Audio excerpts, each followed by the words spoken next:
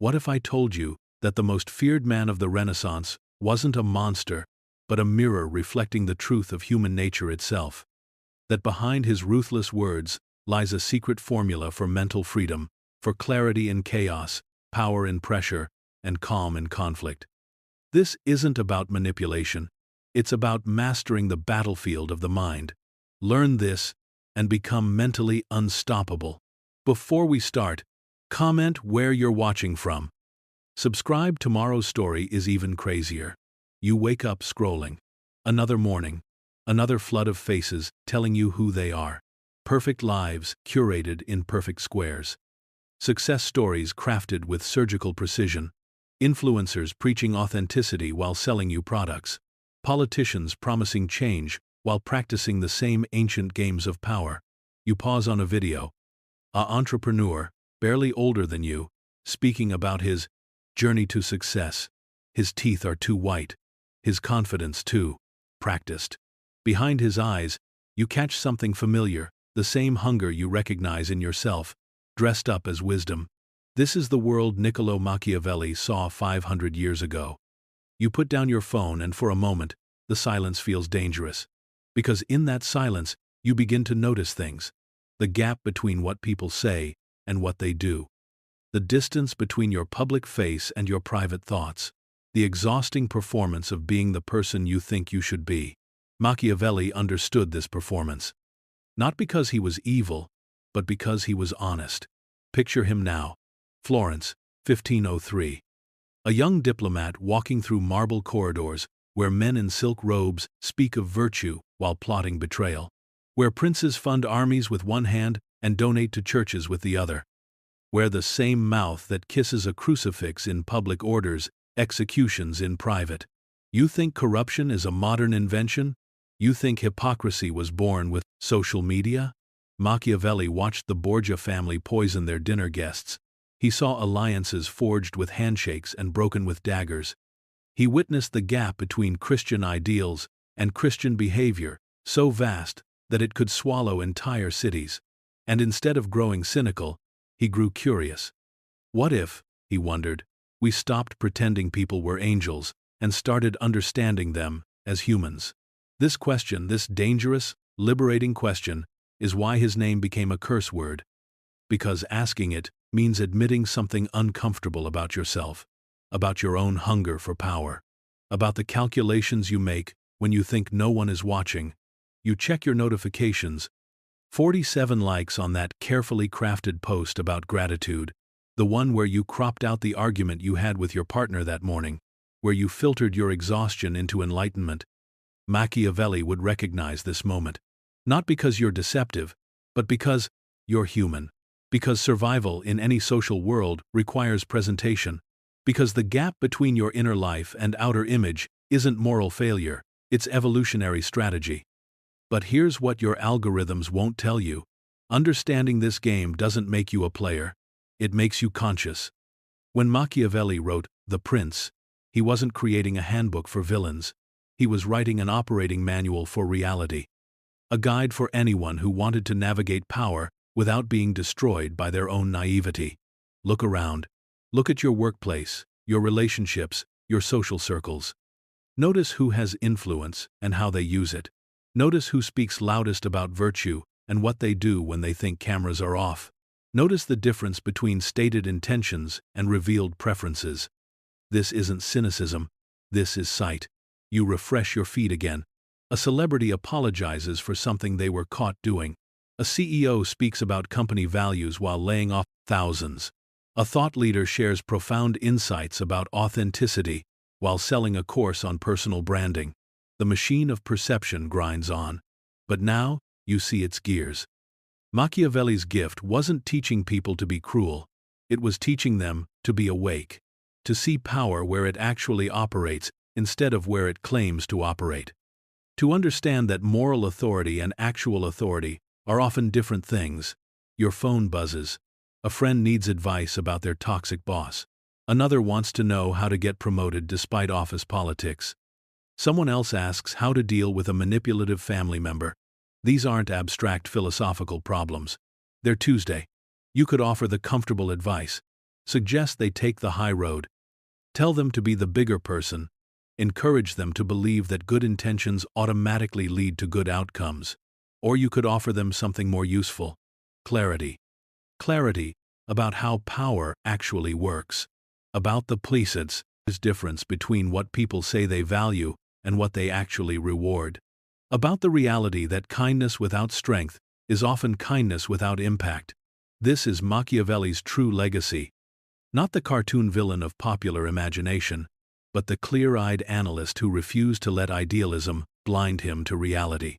Who understood that changing the world requires first understanding the world as it is. You look at your reflection in your black phone screen. There's the person your social media thinks you are. There's the person your family believes you to be. There's the person your colleagues interact with every day. And there's you, the actual you. With your ambitions and insecurities, your noble intentions and petty calculations, your genuine desire to be good, and your very human hunger to be powerful.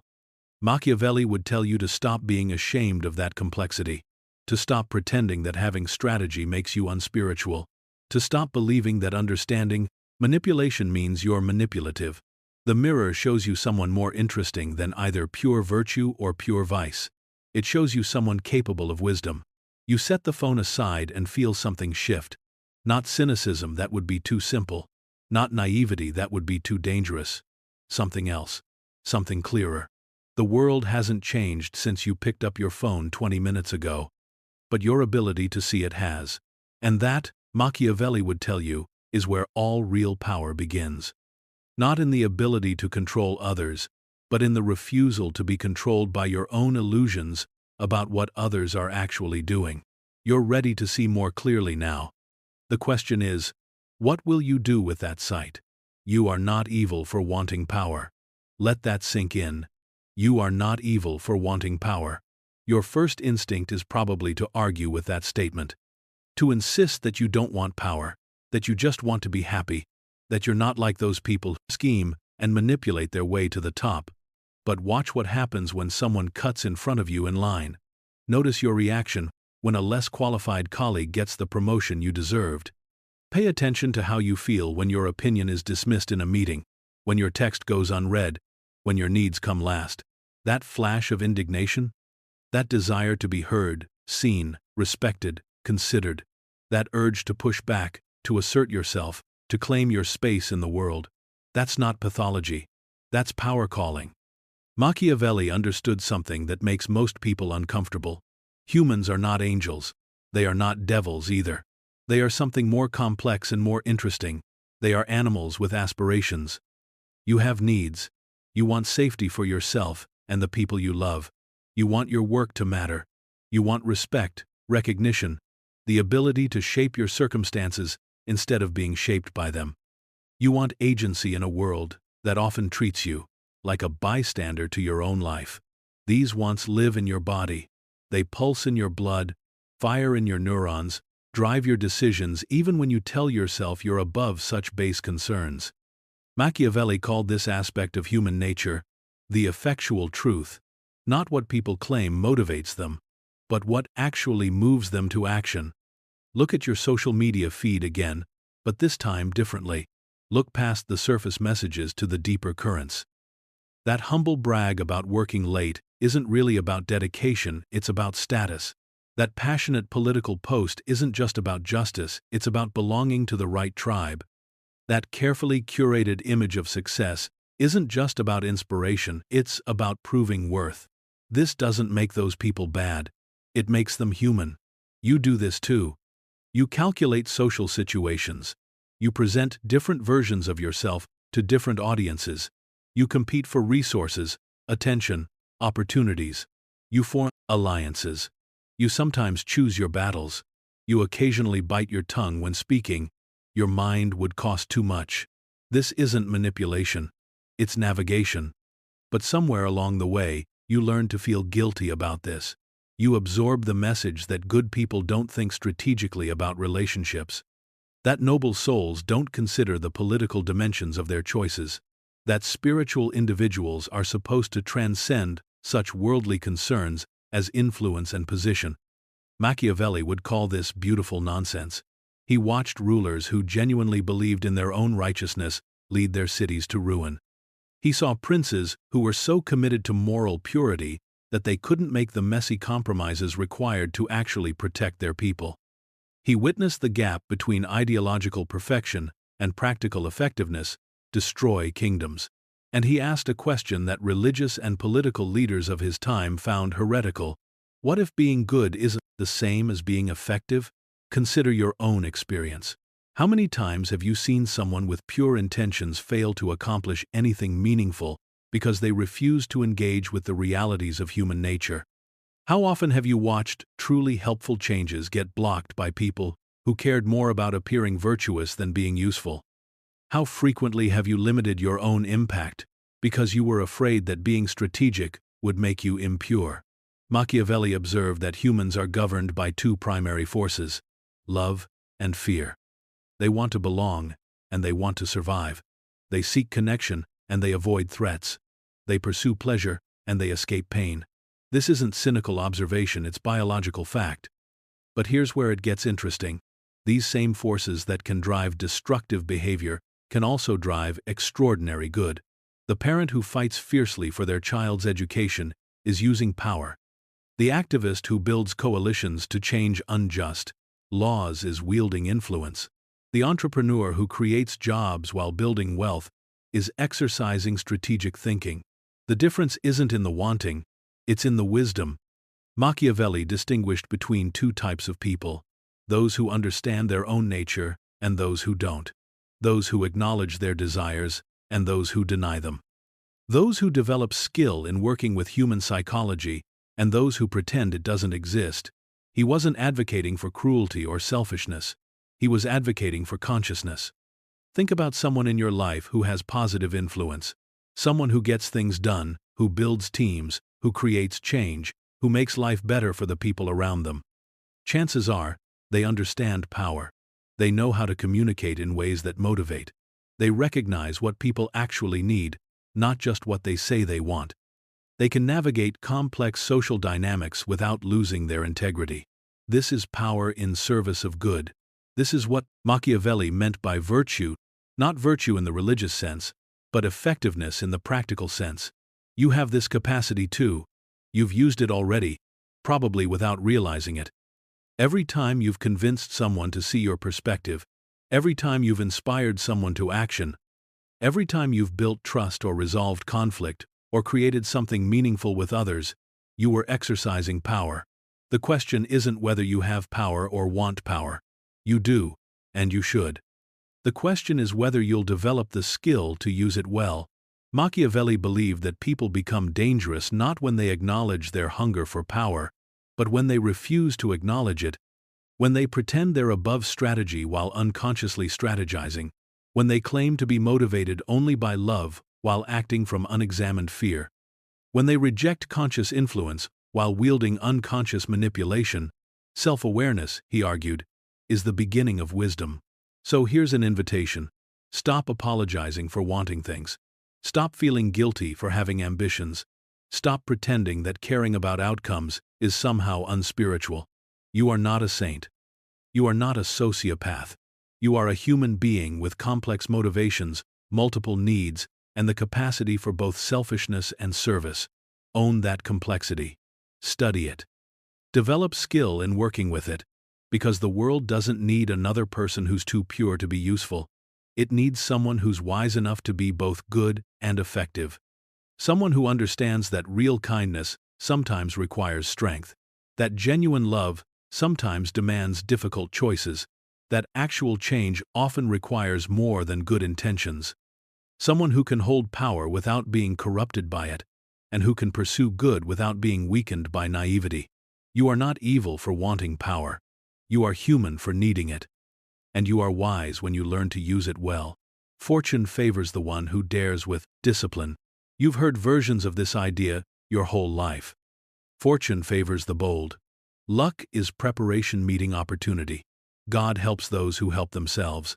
But Machiavelli meant something more specific, more practical, and infinitely more useful than motivational platitudes. He called it the dance between virtù and fortuna. Picture fortune as a river.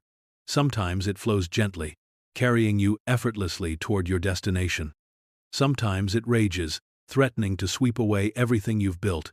Sometimes it changes course entirely, leaving you stranded in what used to be the main channel. Most people relate to this river in one of two ways. They either fight it with brute force, exhausting themselves against currents they cannot control, or they surrender to it completely, becoming passive victims of circumstance. Machiavelli observed a third way. He watched leaders who learned to read the river, who developed the skills to navigate its changing moods, who built dams when they could, boats when they had to, and bridges when the situation demanded it. This is virtue, not virtue in the moral sense, but virtue in the sense of effectiveness. The ability to respond to changing circumstances with skill, timing, and precision. You practice this already, though you might not recognize it. Think about your last job interview. You didn't just show up and hope for the best. You researched the company, prepared thoughtful questions, chose your clothes carefully, arrived early. You read the situation and adapted your presentation accordingly. When the interviewer seemed formal, you matched their energy. When they relaxed, you allowed yourself to be more personable. You listened for what they actually needed, not just what the job posting said they wanted. That's virtue in action. Or consider how you navigate a difficult conversation with someone you love. You don't just blurt out everything you're thinking. You pay attention to their mood. Choose your timing. Frame your concerns in ways they can actually hear. You balance honesty with kindness, directness with diplomacy. You read the moment and respond accordingly. This is what Machiavelli meant when he said that fortune is like a woman who must be courted with skill rather than conquered with force. He wasn't being misogynistic, he was being practical. Success comes from understanding the nature of what you're dealing with and adapting your approach accordingly. But here's where most people get stuck. They think that having a strategy means being dishonest. They believe that reading situations makes them manipulative. They confuse adaptability with inauthenticity. Machiavelli would find this confusion tragic. He understood that different situations require different virtues. Sometimes courage is needed, sometimes caution. Sometimes you must speak directly. Sometimes you must listen carefully. Sometimes you need to hold firm. Sometimes you need to bend. The skill is in knowing which virtue the moment demands. Watch someone who's genuinely effective in the world, a skilled teacher, a wise parent, a successful entrepreneur, a gifted therapist. Notice how they shift their approach based on what's needed, how they're firm with some people and gentle with others, how they're direct in certain contexts and subtle in others. This isn't inconsistency. This is intelligence. Your phone buzzes with another crisis. A friend needs support after a breakup. Your work project just got derailed by a budget cut. Your family is dealing with a health scare. Fortuna in action. The question isn't whether these disruptions will come, they will. The question is how you'll respond when they do. Will you rage against circumstances you cannot control? Will you collapse into victimhood? Or will you pause, assess, and choose your response with intention? Machiavelli noticed that successful people have a particular relationship with uncertainty. They don't pretend they can control everything, but they also don't surrender their agency to chaos. They focus intensely on what they can influence while accepting what they cannot. This is the discipline part of Fortune Favors the One Who Dares with Discipline. The daring is in the action, the discipline is in the preparation. You prepare by developing multiple skills, by building diverse relationships, by staying physically and mentally strong, by keeping your financial house in order, by cultivating emotional resilience, by practicing clear thinking under pressure. You prepare by studying the patterns that govern your particular world, learning how decisions actually get made in your organization, understanding what motivates the people you need to influence, recognizing the cycles that affect your industry, your relationships, your community. You prepare by accepting that you will fail sometimes, that markets will crash, people will disappoint you, plans will fall apart, life will not unfold according to your timeline, and you prepare by building the skill to recover quickly when that happens. Machiavelli called this sprezzatura, the art of making difficult things look effortless. Not because they are effortless, but because you've practiced them so thoroughly that you can execute under pressure. Think of a jazz musician improvising a solo. They're not making it up randomly, they're drawing on years of practice, deep knowledge of musical patterns, and intuitive reading of the moment. The preparation allows for the spontaneity. This is virtue. Disciplined spontaneity, practiced adaptability, skilled responsiveness. The clarity that Machiavelli advocated isn't the clarity of certainty, it's the clarity of consciousness. The ability to see situations accurately without being clouded by wishful thinking or paralyzed by fear. When your project gets cancelled, you see both the disappointment and the opportunity.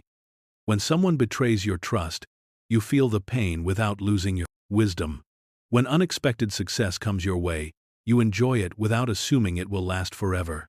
You become like water, taking the shape of whatever container holds you while never losing your essential nature. This doesn't make you passive. Water carved the Grand Canyon. It makes you responsive, intelligent, effective. You begin to understand that control is not about forcing outcomes. It's about maximizing your ability to respond wisely to whatever outcomes arise. You start to see that power is not about dominating circumstances. It's about dancing skillfully with whatever circumstances present themselves. You realize that strength is not about avoiding difficulty. It's about developing the capacity to handle difficulty with grace. Fortune will always be fortune, unpredictable, powerful, sometimes generous, and sometimes cruel. But you can become someone who knows how to work with fortune instead of against it. Someone who has cultivated enough skill, wisdom, and resilience to navigate whatever the river brings. Someone who understands that clarity of vision and flexibility of response are not opposites, but partners. Someone who has learned to dare with discipline. The current is strong today. The water is rough. But you are learning to be an excellent swimmer. You are being manipulated right now. Not maliciously, not necessarily consciously, but consistently, systematically, and with remarkable sophistication. The device in your hand is running algorithms designed to capture and hold your attention. The apps you use are engineered by teams of neuroscientists and behavioral economists who understand your psychology better than you do. The content you consume is optimized to trigger specific emotional responses that keep you engaged, enraged, or enchanted enough to stay online. This isn't conspiracy theory. This is business model. Machiavelli would recognize this landscape immediately. Not the technology, but the dynamics. The gap between stated purpose and actual function. The use of human psychology to achieve desired outcomes. The sophisticated understanding of what people say they want versus what actually influences their behavior. He would also recognize your response to learning this. The mixture of outrage and helplessness. The desire to reject the system entirely. The romantic fantasy of returning to some imagined time when human interactions were pure and unmanipulated. And he would tell you that this response, while understandable, is not particularly useful. Because manipulation is not the exception in human affairs. It is the rule. Your parents manipulated you when they told you that eating vegetables would make you strong. Your teachers manipulated you when they used grades to motivate studying. Your friends manipulate you when they frame invitations in ways designed to make you more likely to say yes. You manipulate others every day. When you choose certain words to be more persuasive. When you dress to create a particular impression. When you time a difficult conversation for when the other person is most likely to be receptive. This doesn't make any of you bad people. It makes you social creatures using social tools. The question isn't whether influence attempts are happening, they are, constantly. The question is whether you're conscious of them. Machiavelli's insight was that unconscious manipulation is far more dangerous than conscious persuasion. When you don't realize you're being influenced, you can't make informed decisions about whether to accept that influence or not. Look at your social media feed again, but this time as an anthropologist studying a foreign culture. Notice the patterns. The posts that get the most engagement. The emotions that drive sharing. The tribal markers that signal belonging. See how outrage spreads faster than nuance. How extreme positions get more attention than moderate ones. How complex issues get reduced to shareable soundbites. How moral certainty gets rewarded While intellectual humility gets ignored, this isn't an accident. The platforms have learned that strong emotional responses correlate with engagement. Engagement correlates with time spent online. Time spent online correlates with advertising revenue. Your outrage is literally profit. But here's what makes this understanding powerful rather than depressing. Once you see the game, you can choose how to play it. You can scroll mindlessly, letting the algorithm pull you from distraction to distraction, reaction to reaction. Or you can scroll consciously, recognizing when you're being emotionally manipulated, and deciding whether that manipulation serves your interests or not. You can post impulsively, driven by whatever emotional state the platform has cultivated in you.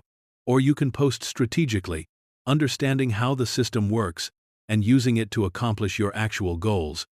You can consume information passively, letting other people's priorities determine what you think about.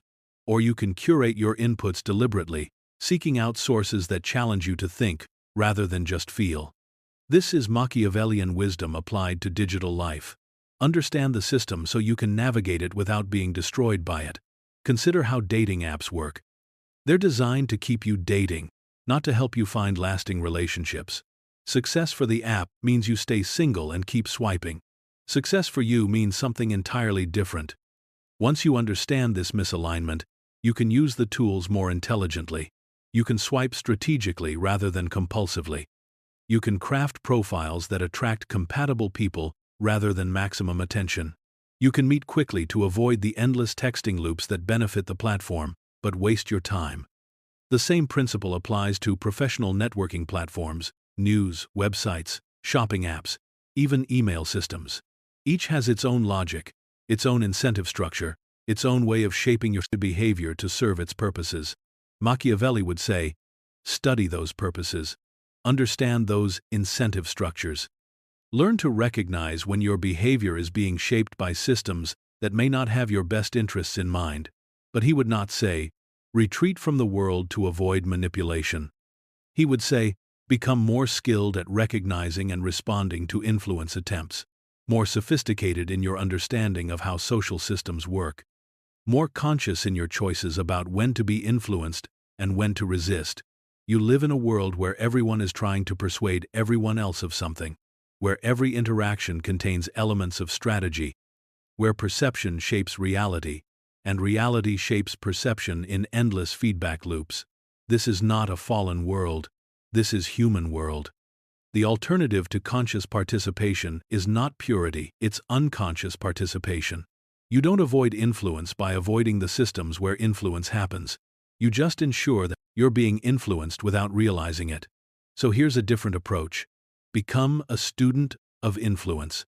Learn to recognize persuasion techniques not so you can be cynical about them, but so you can be conscious about when they're appropriate and when they're not. Study your own susceptibilities. Notice when you're most likely to make impulsive decisions.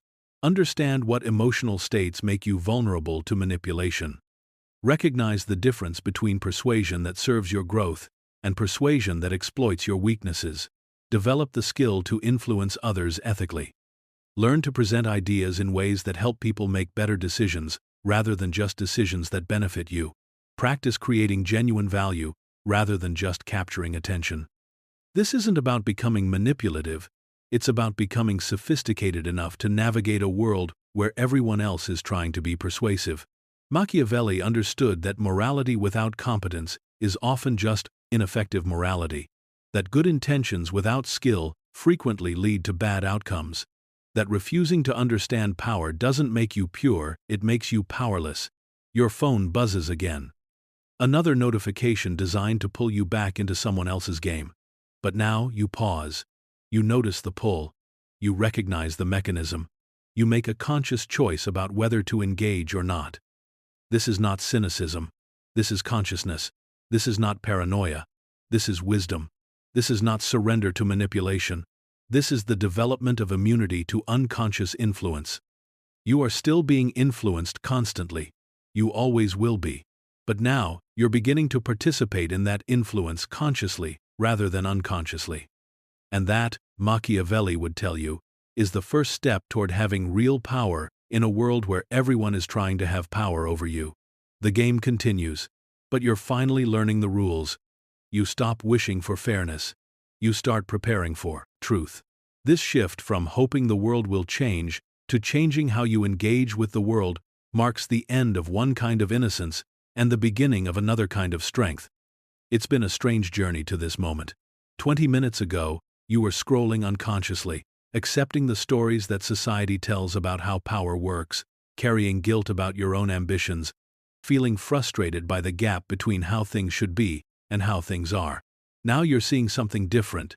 You're seeing that the person who understands human nature isn't necessarily cynical, they might just be prepared. That the individual who recognizes manipulation isn't necessarily manipulative, they might just be conscious. That the leader who thinks strategically isn't necessarily selfish, they might just be effective. This is what Machiavelli called the effectual truth, the reality that actually determines outcomes, rather than the idealism that we wish determined outcomes. And here's what makes this truth both liberating and sobering.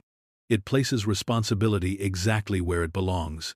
With you, when you believed that the world should operate according to fairness, you could blame external forces for your frustrations.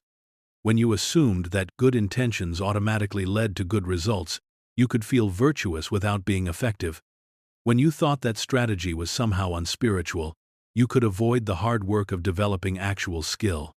But when you accept that the world operates according to power dynamics, psychological patterns, and strategic thinking, you realize that your outcomes depend largely on your own competence in navigating these realities. This is simultaneously terrifying and empowering. Terrifying because it means that naive approaches to complex problems will continue to fail, no matter how well-intentioned they are. Because hoping that other people will spontaneously become more reasonable, more generous, or more enlightened is not a reliable strategy for change, because the gap between your values and your impact might be larger than you want to admit. But empowering because it means that developing skill in these areas can dramatically improve your results, because understanding how influence actually works gives you tools to create the changes you care about, because consciousness about power dynamics makes you more effective at using power wisely.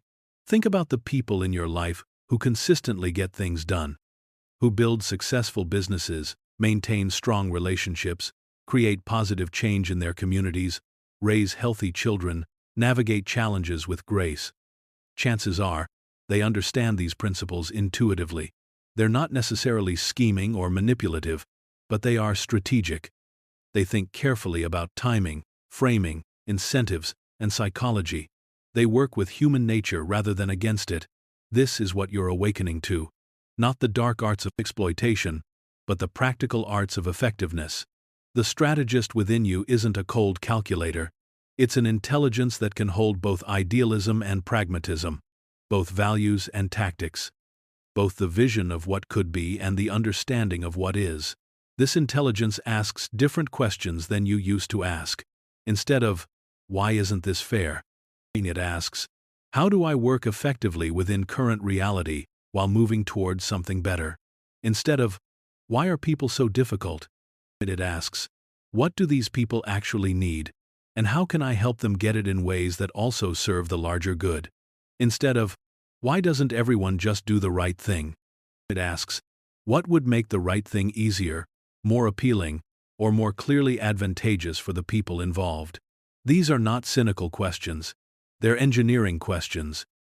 How do you build systems, relationships, and approaches that account for human psychology as it actually is, rather than as you wish it were?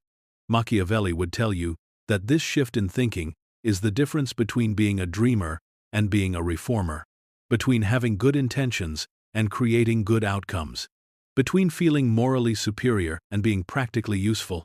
You're not abandoning your values. You're developing the competence to make your values real in the world. This requires a particular kind of courage, the courage to see clearly even when clarity is uncomfortable, the courage to take responsibility for your results even when the circumstances aren't your fault, the courage to develop skills that might be misunderstood by people who confuse strategic thinking with moral compromise. It also requires a particular kind of compassion, compassion for the complexity of human nature, including your own, understanding that everyone is trying to meet their needs with whatever skills and information they have available, recognizing that most problematic behavior comes from fear, pain, or limitation, rather than malice. This combination of clear-eyed realism and open-hearted understanding is what makes Machiavellian wisdom powerful rather than just clever. You begin to see that accepting the reality of power doesn't make you power-hungry. It makes you powerful. That understanding manipulation doesn't make you manipulative. It makes you sophisticated. That thinking strategically doesn't make you calculating. It makes you capable. The world hasn't changed since you started this journey. The same dynamics that frustrated you this morning are still operating. People are still complex mixtures of noble impulses and selfish drives. Systems still reward certain behaviors while punishing others. Politics, economics, and social interaction still involve competition, influence, and strategic thinking. But your relationship to all of this has fundamentally shifted. You're no longer surprised by the gap between stated ideals and actual behavior. You're no longer paralyzed by the complexity of human motivations. You're no longer waiting for the world to become simple enough for simple solutions to work. Instead, you're curious about how to work skillfully with complexity. How to influence positive outcomes within imperfect systems. How to be both idealistic about goals and realistic about methods. You're awakening to your own power. Not power over others in a dominating sense, but power to create, to influence, to respond effectively to whatever challenges and opportunities present themselves. The strategist within you is not your shadow self, it's your mature self. The part of you that can hold both love and wisdom, both vision and practicality, both hopes for how things could be, and skills for working with how things are. This awakening is just the beginning. In the chapters ahead, you'll explore what this new understanding means for how you approach relationships, career, leadership, and your own psychological development. You'll learn to distinguish between manipulation and influence, between power and force, between strategic thinking and selfish calculation. You'll discover that embracing realism about power doesn't make you less moral, it makes your morality more effective. For now, though, notice this. You're no longer waiting for the world to be fair before you start playing skillfully. You're ready to play skillfully so that your corner of the world becomes more fair. The game continues, but you're no longer playing blindfolded. If this part got you hooked, hit that subscribe button right now. You walk into the room and something changes. Not because you've announced yourself or demanded attention, not because you're the loudest voice or the most decorated person present. Something subtler happens. An energy shifts. People notice, even if they can't articulate why. This is presence. And it's far more learnable than you think. Machiavelli understood that power often operates through perception before it operates through action. That how people see you shapes how they treat you, which shapes what you can accomplish, which ultimately shapes who you become. He watched Lorenzo de' Medici command rooms, not through force or wealth alone, but through a carefully cultivated aura of competence, unpredictability, and controlled intensity. He observed how Cesare Borgia could silence opposition with a glance, not because people feared his sword, but because they feared his mind. This wasn't theater, though it involved elements of performance. It was strategic psychology. You practice this already, though you might not call it that. You dress differently for job interviews than for casual dinners. You modulate your voice when speaking to children versus addressing a board meeting. You choose different words with your family than with strangers. You understand intuitively that context shapes appropriate presentation. But most people stop there. They adjust their surface behavior without understanding the deeper principles of perception management. They focus on what they're saying without considering how they're being received. Machiavelli would call this a missed opportunity. Because perception isn't just about appearances, it's about psychology. And psychology follows patterns that can be studied, understood, and skillfully engaged. Consider the last time someone made a strong first impression on you. What was it about them? Chances are, it wasn't just their clothes or their credentials. It was something harder to define: their energy, their certainty, their ability to be fully present in the moment. They seemed to know something about themselves that created confidence. They moved through the world as if they belonged wherever they were. They listened as intensely as they spoke. They seemed genuinely curious about others while maintaining a sense of their own worth. This combination of self-possession and genuine interest in others is magnetic. It suggests both competence and character. It makes people want to know more, to trust more, to follow more readily. And it can be developed. Start with your relationship to your own attention. Most people are partially present in most interactions. Part of their mind is planning what to say next, or reviewing what they said last, or wondering how they're being perceived, or thinking about something entirely unrelated. This divided attention is visible to others, even when they can't name what they're seeing. It creates an impression of distraction, insecurity, or disinterest. Full presence, by contrast, is immediately noticeable. When someone gives you their complete attention, you feel it. You feel seen, heard, valued. You're more likely to trust them, to like them, to want to help them succeed. This is the foundation of charismatic presence, the ability to be completely where you are with whoever you're with. But presence alone isn't enough. Machiavelli observed that effective leaders also cultivate what he called mysterious authority, the sense that they know more than they're saying, that they're operating from a deeper understanding than is immediately apparent. This doesn't mean being secretive or aloof. It means developing genuine depth and then letting that depth inform your interactions without feeling compelled to prove or explain everything you know. Think about someone whose opinion you respect. Chances are, they don't need to constantly demonstrate their intelligence. They listen more than they speak. When they do contribute, it's substantive. They ask questions that reveal insight. They seem to understand the layers beneath surface conversations. This kind of authority comes from actual competence combined with emotional self-control. From knowing what you know, while remaining curious about what you don't know. From being confident enough in your own value that you don't need constant validation from others. Watch how people respond to desperation versus detachment. When someone needs something from you desperately, you instinctively pull back. When someone wants something but doesn't need it, you're more inclined to give it. This principle applies to everything from salary negotiations to romantic relationships to professional networking. The person who can walk away has more power than the person who can't. But here's the crucial distinction. This isn't about not caring. It's about caring from a position of strength rather than weakness. It's about wanting good outcomes without needing to control exactly how those outcomes unfold.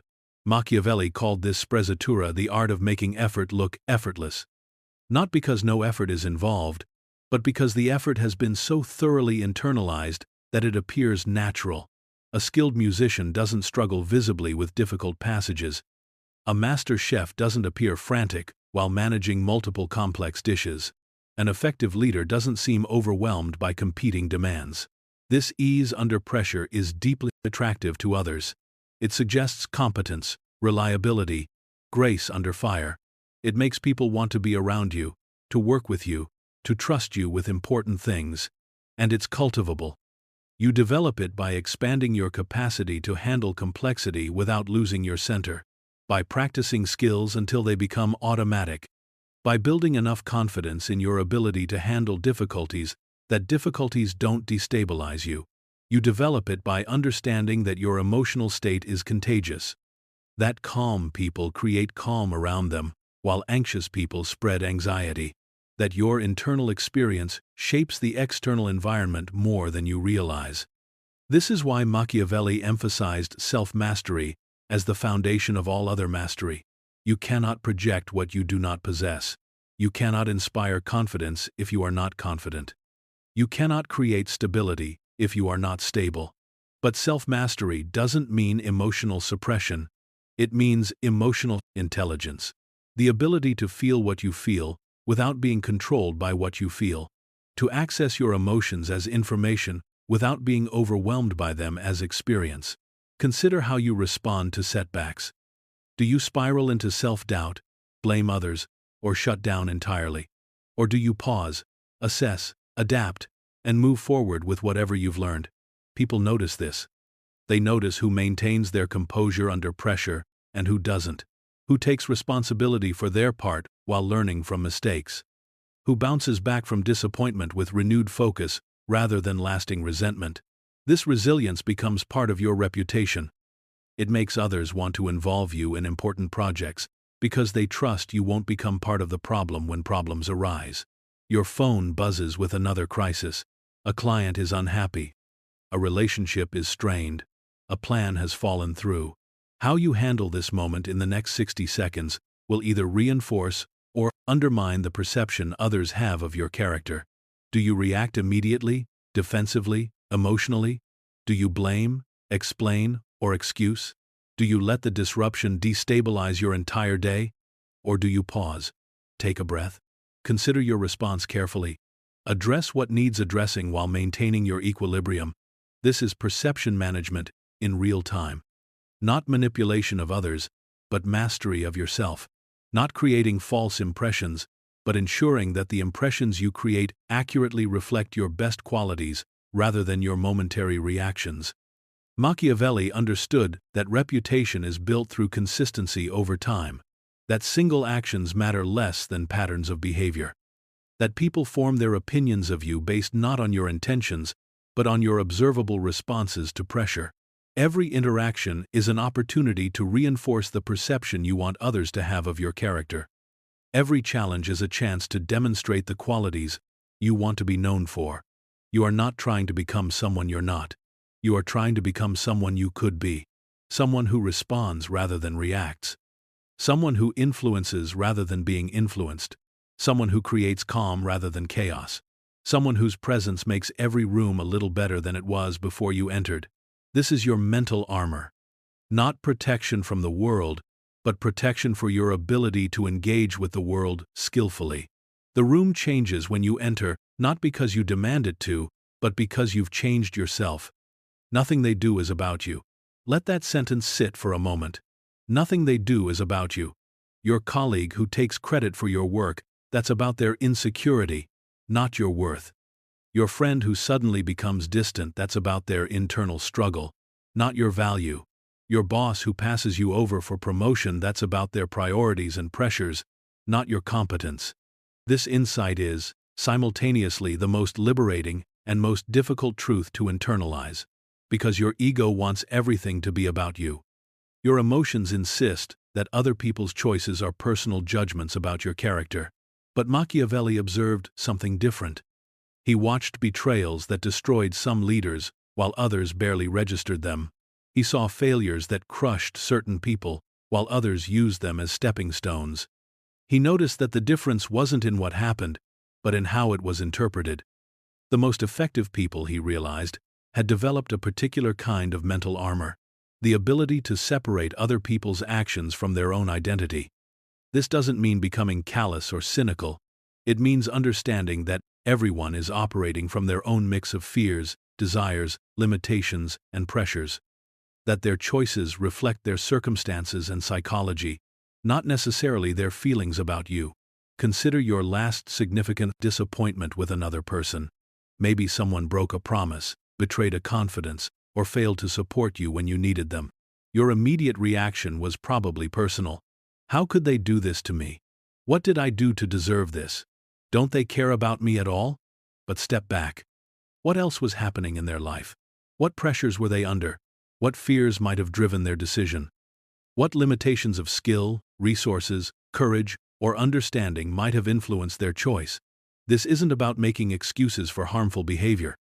It's about understanding behavior accurately, so you can respond effectively rather than just emotionally. Machiavelli called this seeing with clear eyes, the ability to assess situations based on what actually happened, rather than what you feared it meant about you. When Julius Caesar was assassinated, some of his supporters fell into despair, convinced that the betrayal meant their cause was doomed, that their judgment of people was fundamentally flawed, that they were somehow responsible for not preventing it. Others, like Mark Antony, saw it differently. They understood that the assassination was about the conspirators' fear of Caesar's power, not about the merit of Caesar's vision. They focused on what could still be accomplished rather than what had been lost. This shift in perspective from personal wound to strategic information is the foundation of emotional resilience. Your phone lights up with a message that makes your stomach drop. Someone you trusted has let you down again. Someone you invested in has chosen differently than you hoped. Someone you counted on has revealed themselves to be unreliable. The emotional part of you wants to spiral into self-doubt or rage, to rehearse all the ways you've been wronged, to plan confrontations or withdrawals. To make this betrayal mean something terrible about your judgment, your worth, or your future. But the strategic part of you asks different questions. What does this reveal about their character that's useful for me to know? How can I protect myself from similar situations in the future? What can I learn about human nature from this experience?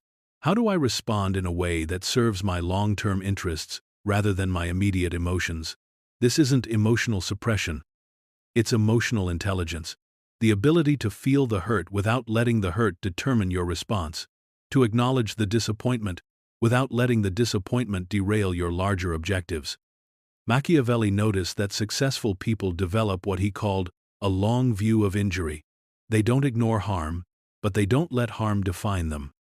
They use it as information about the world and as motivation to become more skilled at navigating that world. Think about someone who has disappointed you repeatedly. Your emotional attachment to changing them, fixing them, or getting them to acknowledge the impact of their behavior, probably causing you more suffering than their actual behavior. What if you simply accepted them as they are? Not with approval, but with clarity. Not expecting them to be different, but responding to who they actually are, rather than who you wish they were. This acceptance doesn't mean tolerating unacceptable behavior. It means basing your boundaries on reality, rather than hope. Making decisions about future engagement based on demonstrated patterns rather than promised changes. The art of detachment is learning to care about outcomes without being attached to controlling exactly how those outcomes unfold. To invest in relationships without being destroyed when those relationships disappoint you. To pursue goals without being defined by whether you achieve them exactly as planned. This requires a particular kind of strength, not the strength to endure suffering, but the strength to choose suffering. To decide consciously what is worth your emotional investment and what is not. Machiavelli observed that people become vulnerable to manipulation when their sense of self depends too heavily on external validation, when they need others to behave in certain ways for them to feel good about themselves. The person who needs to be liked by everyone can be controlled by anyone willing to withdraw their approval. The individual who requires constant recognition becomes desperate for attention. The leader who cannot tolerate criticism becomes isolated from honest feedback. But the person who has developed genuine self-worth based on their own values, competence, and integrity rather than others' opinions becomes much harder to manipulate or destabilize. This doesn't mean not caring what others think. It means caring selectively, weighing feedback based on the credibility and motivation of the source, distinguishing between useful criticism and projection, taking responsibility for your actual mistakes without absorbing blame for others' emotional reactions. You begin to see that most conflict is not actually about you. It's about the other person's relationship with power, control, security, or self-worth. Your role in their drama is often just proximity.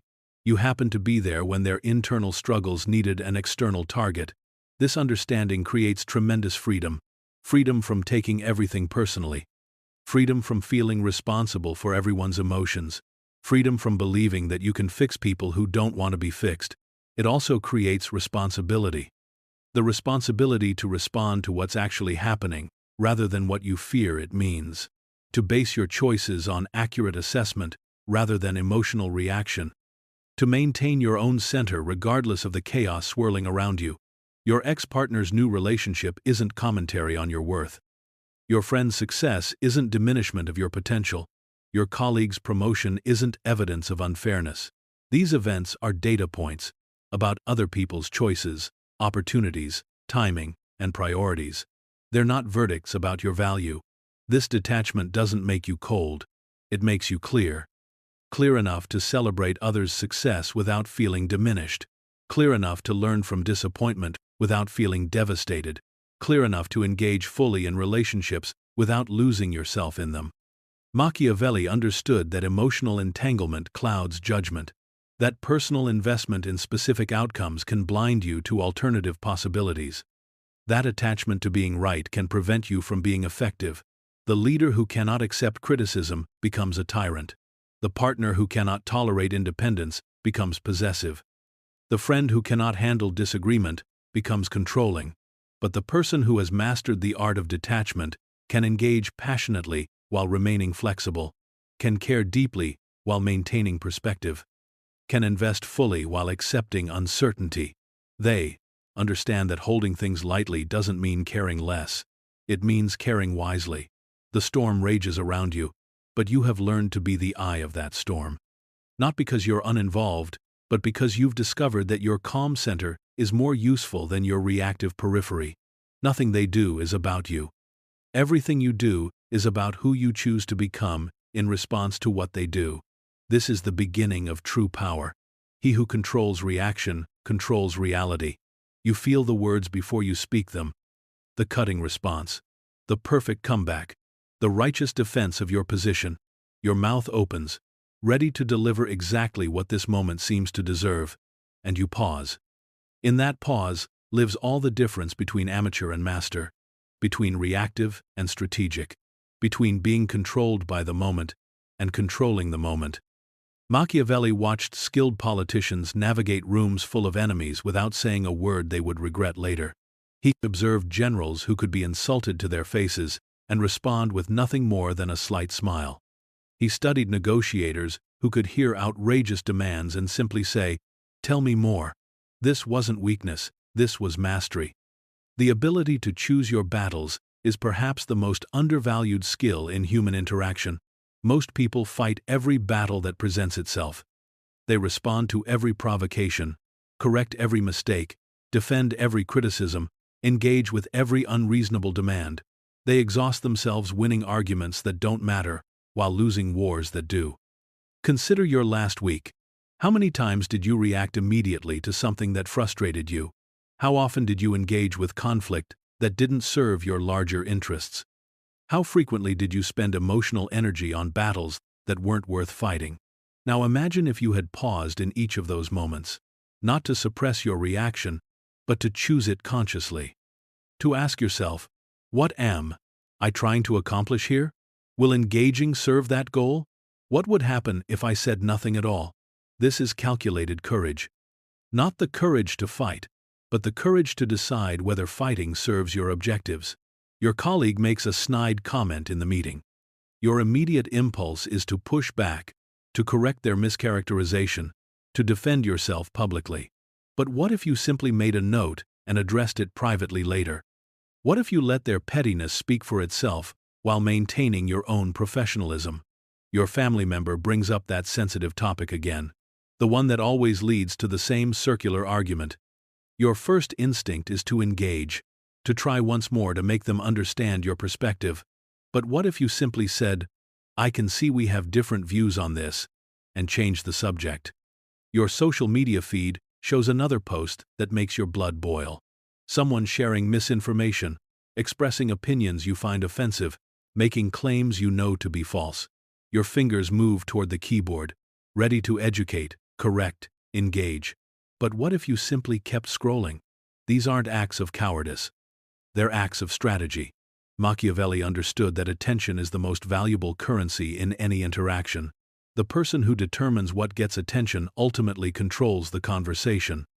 The individual who refuses to be drawn into unproductive conflicts maintains their power to engage in productive ones. When you react to every provocation, you give others the ability to control your emotional state. When you respond to every criticism, you signal that criticism has power over you.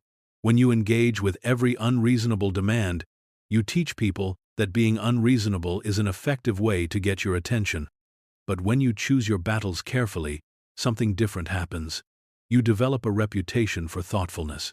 People begin to take your words more seriously because you don't waste them on trivial matters.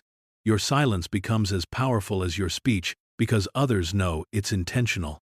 This is what Machiavelli meant when he observed that the most effective leaders often gain power through what they don't do as much as what they do. The executive who doesn't panic during crisis. the parent who doesn't escalate every disagreement, the partner who doesn't respond to emotional manipulation with emotional reactivity. Their restraint creates space for others to reflect, reconsider, and potentially change course without losing face. But calculated courage isn't passive. It's the difference between strategic retreat and fearful avoidance, between choosing silence and having nothing to say, between deciding not to engage and being unable to engage. When you do choose to act, it carries more weight because it's clearly intentional. When you do speak up, people listen because they know you've considered your words carefully. When you do push back, it has impact because it's unexpected and measured. Think about the people whose opinions you respect most. Chances are, they don't share their views on everything. They pick their spots. They speak up about things that matter and let other things pass. When they do engage in difficult conversations, they do so with intention and skill. This selectivity isn't indifference, it's wisdom. Your time, energy, and emotional resources are finite. Every battle you fight is energy you can't spend on something else. Every argument you engage in is attention you can't give to more important matters. Every provocation you respond to is a choice about what kind of person you want to be in the world. Machiavelli noticed that reactive people often pride themselves on their authenticity. They believe that not responding to every slight makes them somehow dishonest or weak. They confuse emotional reactivity with integrity. But authentic doesn't mean impulsive. Genuine doesn't mean immediate. True to yourself doesn't mean controlled by every feeling that arises. The most authentic response is often the one that aligns with your deeper values rather than your surface emotions. The response that serves your long-term relationships rather than your momentary satisfaction. The choice that reflects who you want to become rather than who you feel like being right now. Your phone buzzes with a message that immediately triggers your anger. Someone has misrepresented something you said. Someone has made an assumption about your motives. Someone has criticized you unfairly. Every instinct screams for immediate response, for correction, for defense, for justice. But you pause. In that pause you remember, what am I trying to build here? What kind of relationship do I want with this person? What outcome would actually serve my interests? What would happen if I waited 24 hours before responding? This is the moment where power shifts. From external circumstances controlling your behavior to you, controlling your response to external circumstances, you realize that most provocations are tests. Tests of your emotional intelligence, tests of your self-control, tests of your ability to maintain your own agenda rather than being drawn into someone else's. When you pass these tests by responding thoughtfully rather than reactively, something interesting happens. The people testing you often lose interest in testing you. The conflicts that seemed urgent often resolve themselves. The battles you chose not to fight often turn out to be battles that didn't need fighting. And when you do choose to engage, when the issue truly matters, when the timing is right, when you've considered your approach carefully, your words carry the weight of intention rather than the heat of reaction. Machiavelli observed that timing in human affairs is everything. The same words that would be inflammatory in one moment can be perfectly received in another. The same criticism that would be rejected if delivered immediately might be accepted if offered thoughtfully later. This is why calculated courage requires patience. Not the patience of passivity, but the patience of strategy. The willingness to wait for the right moment, the right context, the right approach. You begin to understand that controlling your reaction doesn't mean suppressing your agency. It means exercising your agency more skillfully, choosing when, where, and how to use your voice for maximum impact, rather than immediate relief. The room fills with tension. Voices rise. People take positions. Battle lines are drawn. And you sit quietly, watching, learning, waiting for the moment when your contribution will actually make a difference. This is not cowardice. This is mastery. You have learned to control your reaction, which means you have begun to control reality. It is better to be feared than loved, if you cannot be both. This may be Machiavelli's most misunderstood observation. Most people read it as advocacy for intimidation, cruelty, or authoritarian control. They imagine a leader ruling through threats and punishment, demanding submission through force. But that interpretation misses the subtlety of what Machiavelli actually observed about human psychology and the nature of sustainable influence. He wasn't advocating for being fearsome. He was acknowledging that being respected is more reliable than being liked. Think about the people in your life who have the most positive influence on you. The teacher who challenged you to grow, the mentor who gave you honest feedback, the friend who told you difficult truths, the parent who set boundaries you resented at the time but appreciate now. Were these people always trying to make you happy? Did they prioritize your comfort over your development? Did they avoid difficult conversations to preserve the warmth of your relationship? Probably not. The people who shaped you most positively were likely people you respected more than you necessarily liked in every moment. People who cared more about your long-term growth than your short-term approval. People who were willing to risk your temporary displeasure to serve your genuine interests. This is what Machiavelli meant by beneficial fear. Not fear of arbitrary punishment, but respect for consistent standards. Not terror of unpredictable violence, but awareness of reliable consequences. The difference is crucial. Toxic fear is based on chaos. You never know what will trigger anger, punishment, or withdrawal. You walk on eggshells, trying to avoid accidentally provoking someone whose reactions are unpredictable and disproportionate. Healthy respect is based on clarity. You know exactly what behaviors will lead to what consequences. You understand the standards and can choose whether to meet them or accept the results of not meeting them. Consider two different managers. The first is beloved by everyone. They never give negative feedback, always say yes to requests, avoiding difficult conversations, and prioritize harmony above all else. Their team likes them personally but doesn't respect their leadership. The second is respected but not necessarily liked. They give honest feedback, hold people accountable to high standards, make difficult decisions when necessary, and prioritize results alongside relationships. Their team may not always enjoy their interactions but trusts their competence and consistency. Which manager would you rather work for? Which one actually serves their team's development? Which leadership style creates better long-term outcomes? Machiavelli observed that leaders who prioritize being liked often end up being neither liked nor respected. Because without standards, there's no structure. Without accountability, there's no growth. Without boundaries, there's no safety. People may enjoy the temporary comfort of low expectations, but they don't respect leaders who fail to challenge them. They may appreciate the absence of criticism, but they don't trust leaders who won't tell them the truth. This applies far beyond formal leadership positions. In your personal relationships, are you more concerned with being liked or being honest? Do you tell people what they want to hear or what they need to hear? Do you avoid difficult conversations to preserve comfort, even when that comfort is built on unresolved issues? The person who always agrees, never challenges, and consistently prioritizes harmony over truth may be temporarily popular, but ultimately irrelevant. People stop coming to them for advice because they know they won't get honest feedback. They stop trusting their opinions because they suspect those opinions are shaped more by the desire to please than by genuine conviction.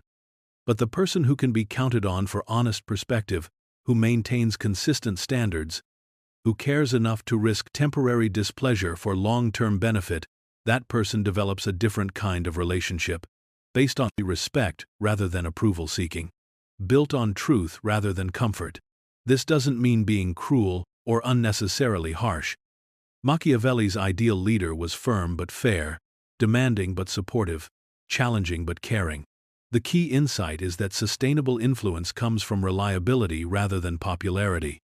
When people know what to expect from you, when your standards are clear, your feedback is honest, your boundaries are consistent, they can trust you even when they disagree with you. They may not always like your decisions, but they respect your integrity. This creates a different kind of loyalty.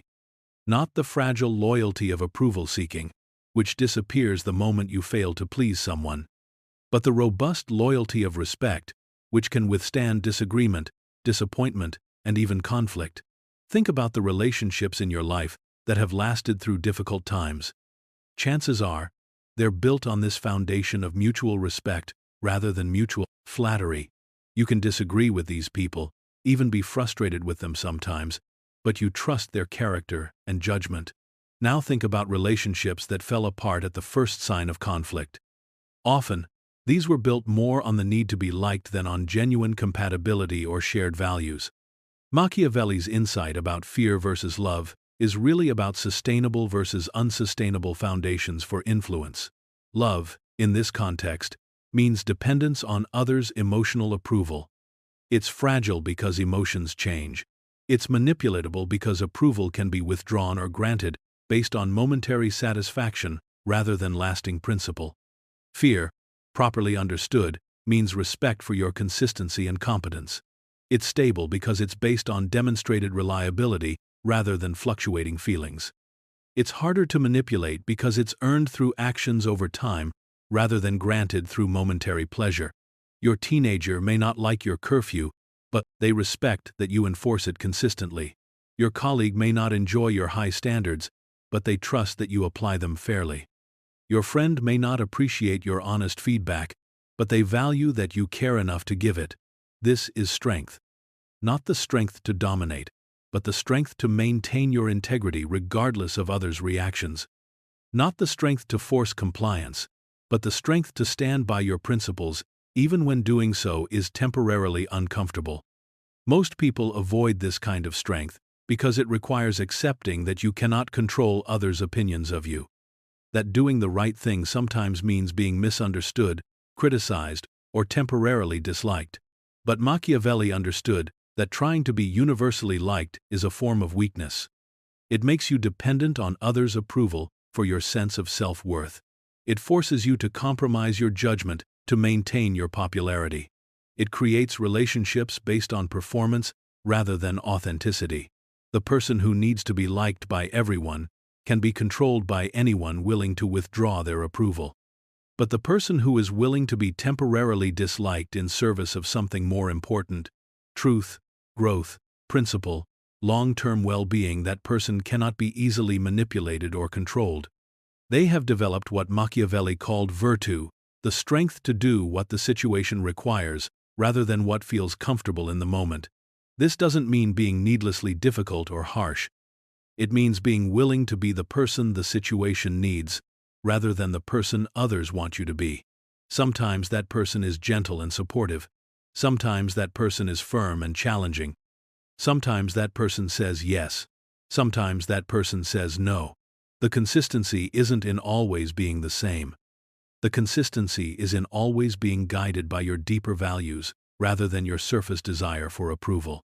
You begin to understand that real love in relationships, in leadership, in any form of positive influence, often requires the willingness to risk temporary displeasure for lasting benefit. The parent who sets boundaries loves their child more than the parent who avoids conflict. The leader who gives honest feedback serves their team better than the leader who only offers praise. The friend who tells difficult truths cares more than the friend who only says what you want to hear. This is the balance Machiavelli advocated, being both feared and loved, but understanding that if you must choose, respect serves everyone better than approval.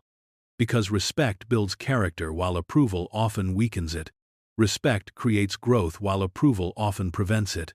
Respect lasts through difficulty while approval often disappears at the first sign of challenge.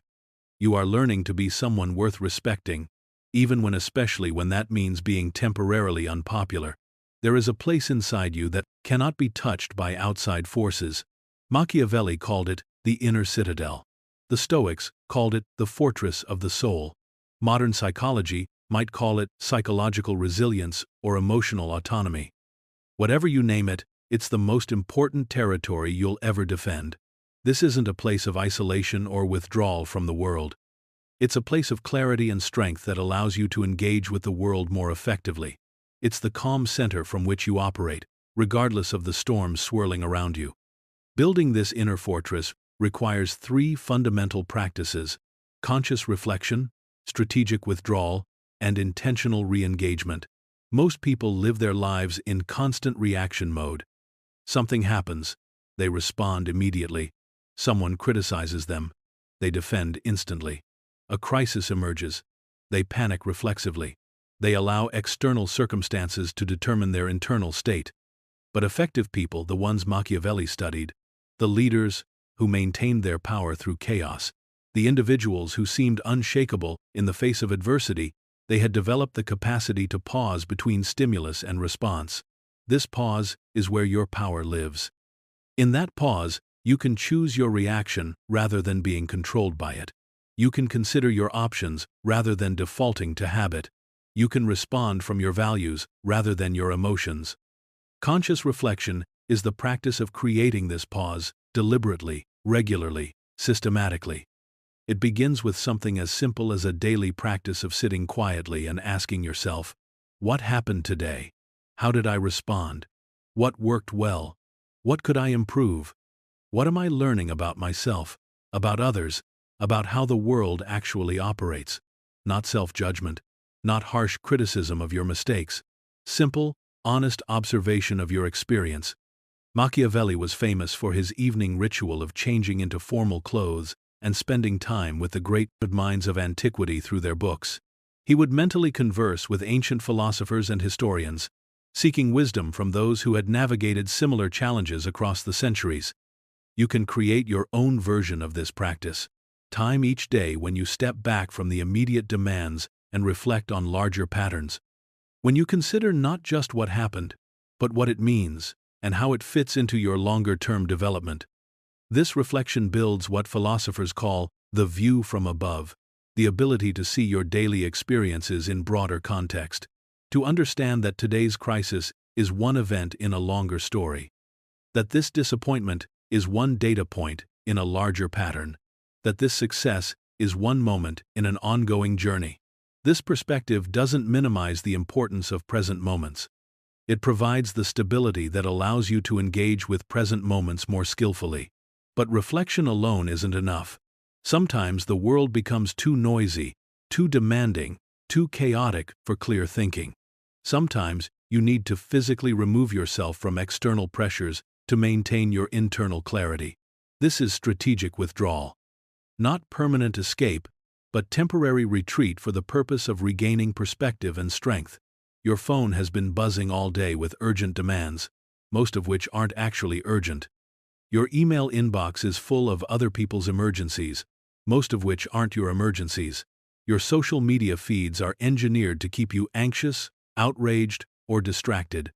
Strategic withdrawal means choosing, regularly and deliberately, to step away from these inputs, to create space for your own thoughts, instead of constantly consuming others' thoughts. To remember who you are when you're not performing for anyone else. This might mean taking a walk without your phone, reading a book instead of scrolling, sitting in silence instead of filling every moment with stimulation, having a real conversation instead of exchanging digital reactions. It definitely means protecting some portion of your time and attention from the demands of others.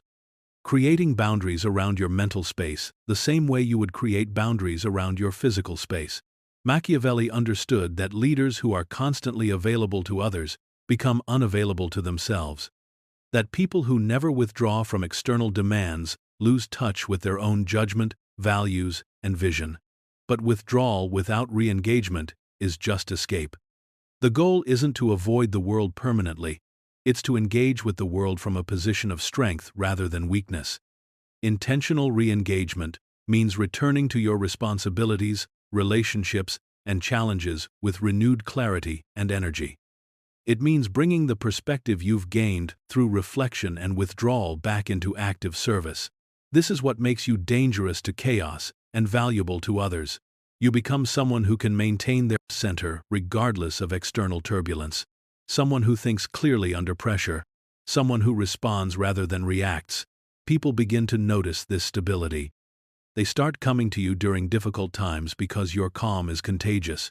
They seek your perspective during confusion because your thinking is clear. They trust you with important responsibilities because your judgment is reliable. This is how influence grows naturally, not through forcing others to follow you, but through becoming someone worth following. Not through demanding respect, but through earning it, through consistency and competence. Your inner fortress becomes a resource not just for you, but for everyone whose life you touch. But building this fortress requires defending it. There will always be forces trying to pull you back into reactive mode. People who want immediate responses to non-urgent requests. Situations that seem to demand panic. Emotions that insist on taking control of your actions. Each time you choose reflection over reaction, withdrawal over overwhelm, intentional engagement over compulsive activity, you strengthen your inner fortress. Each time you pause when others rush, think when others panic, respond when others react, you build psychological autonomy. This autonomy doesn't mean independence from all outside influence. It means freedom to choose which influences you accept and which you reject. Wisdom to distinguish between useful feedback and meaningless noise. Strength to maintain your direction, regardless of momentary pressures. Consider your last week. How often did you feel controlled by circumstances? How frequently did other people's urgencies become your priorities? How many times did you react immediately to something that could have waited for a more thoughtful response? Now imagine what that week would have looked like with a stronger inner fortress. More pauses between events and reactions.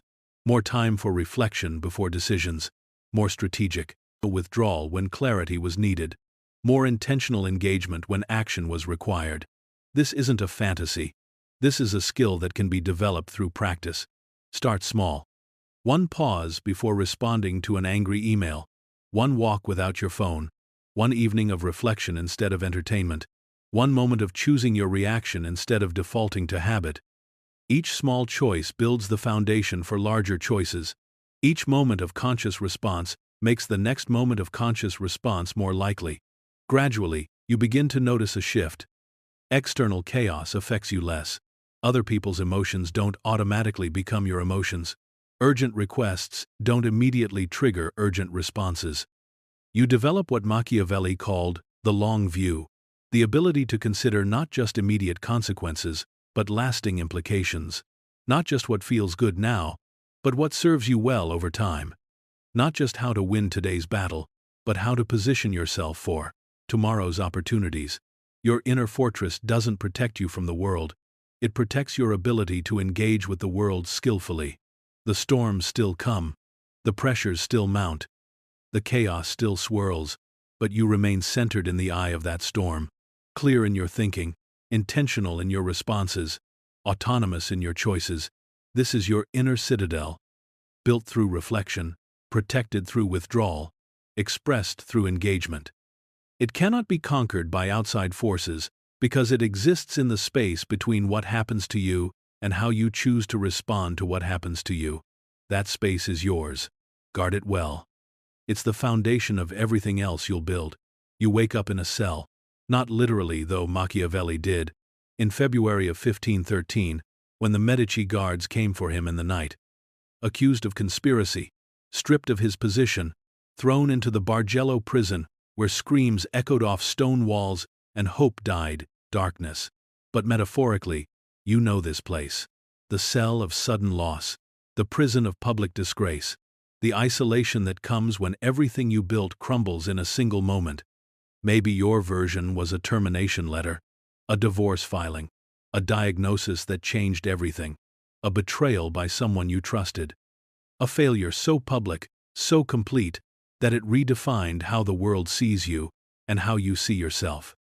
The specific details matter less than the universal experience. One day you had a life, an identity, a place in the world. The next day, all of that was gone. Machiavelli had spent 14 years as second chancellor of the Florentine Republic, 14 years negotiating with kings, managing armies, shaping the destiny of his beloved city. He was 43 years old, at the height of his powers, respected across Europe for his diplomatic skill and political insight. Then the Medici returned to power. New rulers, new loyalties, new suspicions about anyone who had served the previous regime. Within weeks, Machiavelli went from counselor to conspirator, from insider to exile, from respected statesman to unemployed nobody. The fall was swift, brutal, complete. In prison, they tortured him. 6 drops of the strappado, his arms bound behind his back, hoisted by rope until his shoulders dislocated, then dropped suddenly to maximize the pain.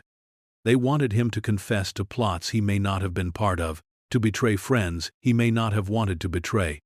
But here's what's remarkable. In that cell, broken and abandoned, Machiavelli discovered something that his years of success had never taught him. He learned who he was when he had nothing left to lose. You know this lesson, even if you've never been physically imprisoned, you felt the stripping away that comes with profound loss. The removal of external identities, your job title, your relationship status, your reputation, your financial security, your health, your certainty about the future. In those moments, when the scaffolding of your constructed life collapses, you discover what remains. What parts of you survive when everything you thought defined you disappears. Most people find this terrifying. The realization that so much of what they called self was actually just role, position, possession, or perception. That beneath their professional identity, their social status, their carefully maintained image, there's something both smaller and larger than they imagined. Smaller because it doesn't include all the external validation they thought was essential to their worth. Larger because it contains capacities they never knew they had, strengths they never needed to access, depths they never had reason to explore. Machiavelli, in his cell, made a discovery that would change not just his life, but the entire trajectory of Western political thought. He realized that everything he had lost, his position, his influence, his access to power, had been borrowed, temporary, dependent on forces beyond his control. But his ability to think, to observe, to understand human nature, to find patterns in chaos that was his. That couldn't be taken away by political upheaval, personal betrayal, or public disgrace. This realization was simultaneously crushing and liberating. Crushing because it meant accepting that most of what he had spent his life pursuing was ultimately illusory. That external power, no matter how skillfully acquired, was always subject to the whims of fortune. That reputation, however carefully constructed, could be destroyed by forces beyond his influence. Liberating because it meant discovering a kind of power that no one could take away. The power of clear sight. The power of honest analysis. The power of understanding what was actually happening beneath the surface of events. Your own exile may not have involved literal imprisonment, but it probably involved a similar stripping away. The loss of illusions you didn't realize you were carrying. The collapse of assumptions you didn't know you were making. The forced recognition that much of what you thought was solid was actually quite fragile. This process is brutal. There's no way to make it comfortable or easy. The death of who you thought you were always feels like dying, even when it's the prerequisite for being reborn as someone more real. But here's what Machiavelli discovered, and what you can discover too. Clarity often comes from loss, in ways it never comes from gain. When you're winning, you can afford to maintain comfortable illusions. When you're successful, you don't need to examine your assumptions too closely. When you're powerful, you can blame your problems on external factors rather than looking honestly at your own contributions. But when you lose everything, really lose it, not just temporarily struggle with it, you're forced to see more clearly. Because comfortable lies no longer serve you. Because self-deception becomes too expensive. Because survival requires brutal honesty about what actually works and what doesn't. Machiavelli, stripped of his political role, began to see politics more clearly than he ever had while participating in it. Removed from the daily pressures of diplomatic negotiation, he could analyze the deeper patterns of power without being caught up in immediate tactical concerns. Exiled from the halls of influence, he developed insights about influence that were more profound than anything he had understood while wielding it. This is the paradox of exile. Sometimes you have to lose your place in the system to understand how the system actually works. You sit in your own version of that cell, whether it's unemployment, divorce, illness, failure, or simply the recognition that the life you built isn't the life you wanted, and you feel the familiar mixture of despair and possibility. Despair because everything you invested in seems to have been wasted, because the person you were seems inadequate for the challenges you're facing, because starting over feels impossible at this stage of your life. Possibility because you're finally free from the need to maintain illusions that were exhausting you, because you can finally admit truths you've been avoiding, because the energy you were spending on preserving what wasn't working can now be redirected toward building something that might. Machiavelli spent his exile writing not just The Prince, but letters, poems, plays, histories. He poured his insights onto paper with an urgency born of understanding that his formal political career was over, but his contribution to political understanding was just beginning. He had lost his position, but found his voice. Your exile may not lead to writing that influences centuries of political thought, but it can lead to something equally valuable, a life based on truth rather than performance. Relationships built on authenticity rather than utility. Work aligned with your actual capabilities rather than others' expectations. The cell door is locked. The guards are indifferent. The world has moved on without you. But in that silence, in that isolation, in that forced confrontation with who you are, when no one is watching and nothing is expected of you, something new begins to emerge. Not the person you thought you should be. Not the person others wanted you to be. Not even the person you used to be. The person you actually are. The person you were always capable of becoming, if you had ever been stripped down far enough to discover your actual foundations. Machiavelli called this the beginning of wisdom, the recognition that everything external is temporary, but the capacity to understand, to adapt, to create meaning from chaos that is eternal. This is your exile. This is your cell. This is your laboratory for discovering what remains when everything else is taken away. The answer may surprise you. You are more than you knew, and stronger than you feared.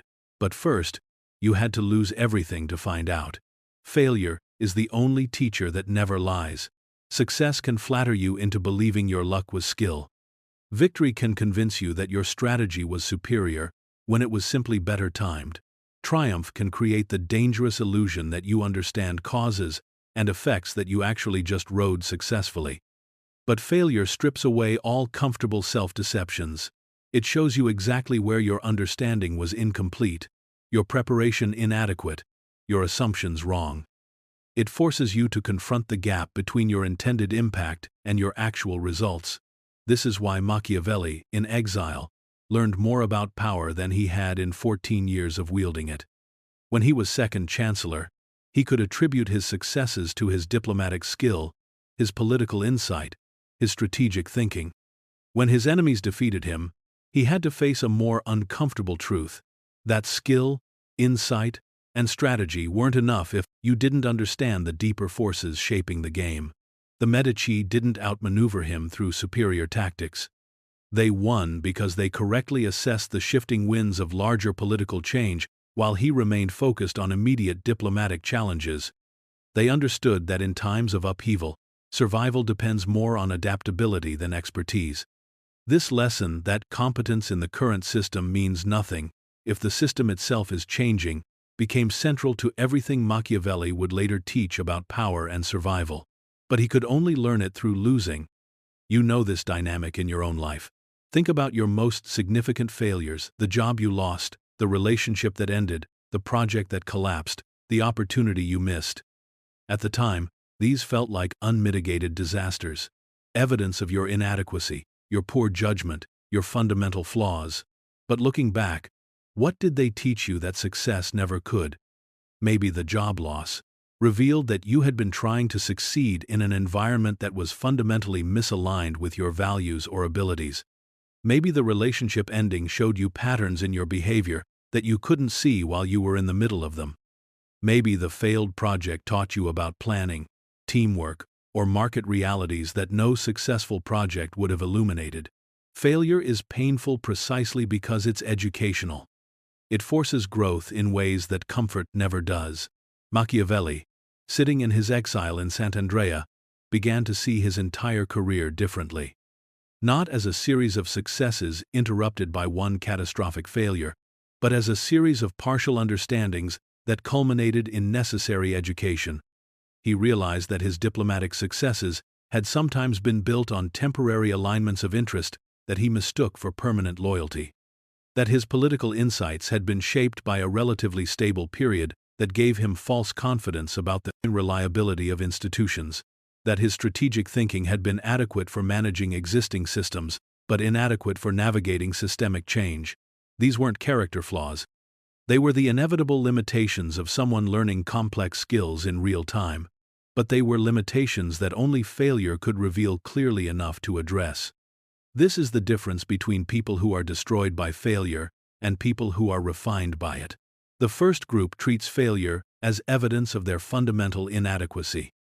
They internalize it as proof that they're not capable of success, not worthy of good outcomes, not smart enough or strong enough or deserving enough to get what they want. The second group treats failure as information about the gap between their current capabilities and the demands of their environment. They use it to identify specific areas for development, to adjust their strategies, to recalibrate their understanding of how things actually work. Machiavelli chose the second approach. Instead of drowning in shame about his political downfall, he became fascinated by the dynamics that had led to it. Instead of blaming external forces for his exile, he studied those forces to understand how they operated. This shift from victim to analyst transformed his failure from the end of his story into the beginning of his greatest contribution. Consider your own relationship to failure. When things go wrong, do you immediately look for someone to blame? Do you replay scenarios obsessively, wishing you had acted differently? Do you use the failure as evidence for negative beliefs about yourself or your prospects? Or do you approach failure with curiosity? Do you examine what happened without getting lost in what should have happened? Do you look for the lessons that can only be learned through loss? The difference isn't just psychological, it's practical. Shame-based responses to failure tend to be repetitive and unproductive. They create emotional loops that prevent learning and forward movement. They keep you stuck in the past instead of preparing for the future. Curiosity-based responses to failure tend to be generative and educational. They extract maximum value from painful experiences. They transform suffering into wisdom and setbacks into setup for future success. Machiavelli's analysis of his own failure led him to insights that became the foundation of modern political science. He realized that he had been operating with an outdated understanding of how power worked in changing times, that his diplomatic training had prepared him for a world of stable relationships and predictable institutions, not for periods of rapid transformation and shifting loyalties.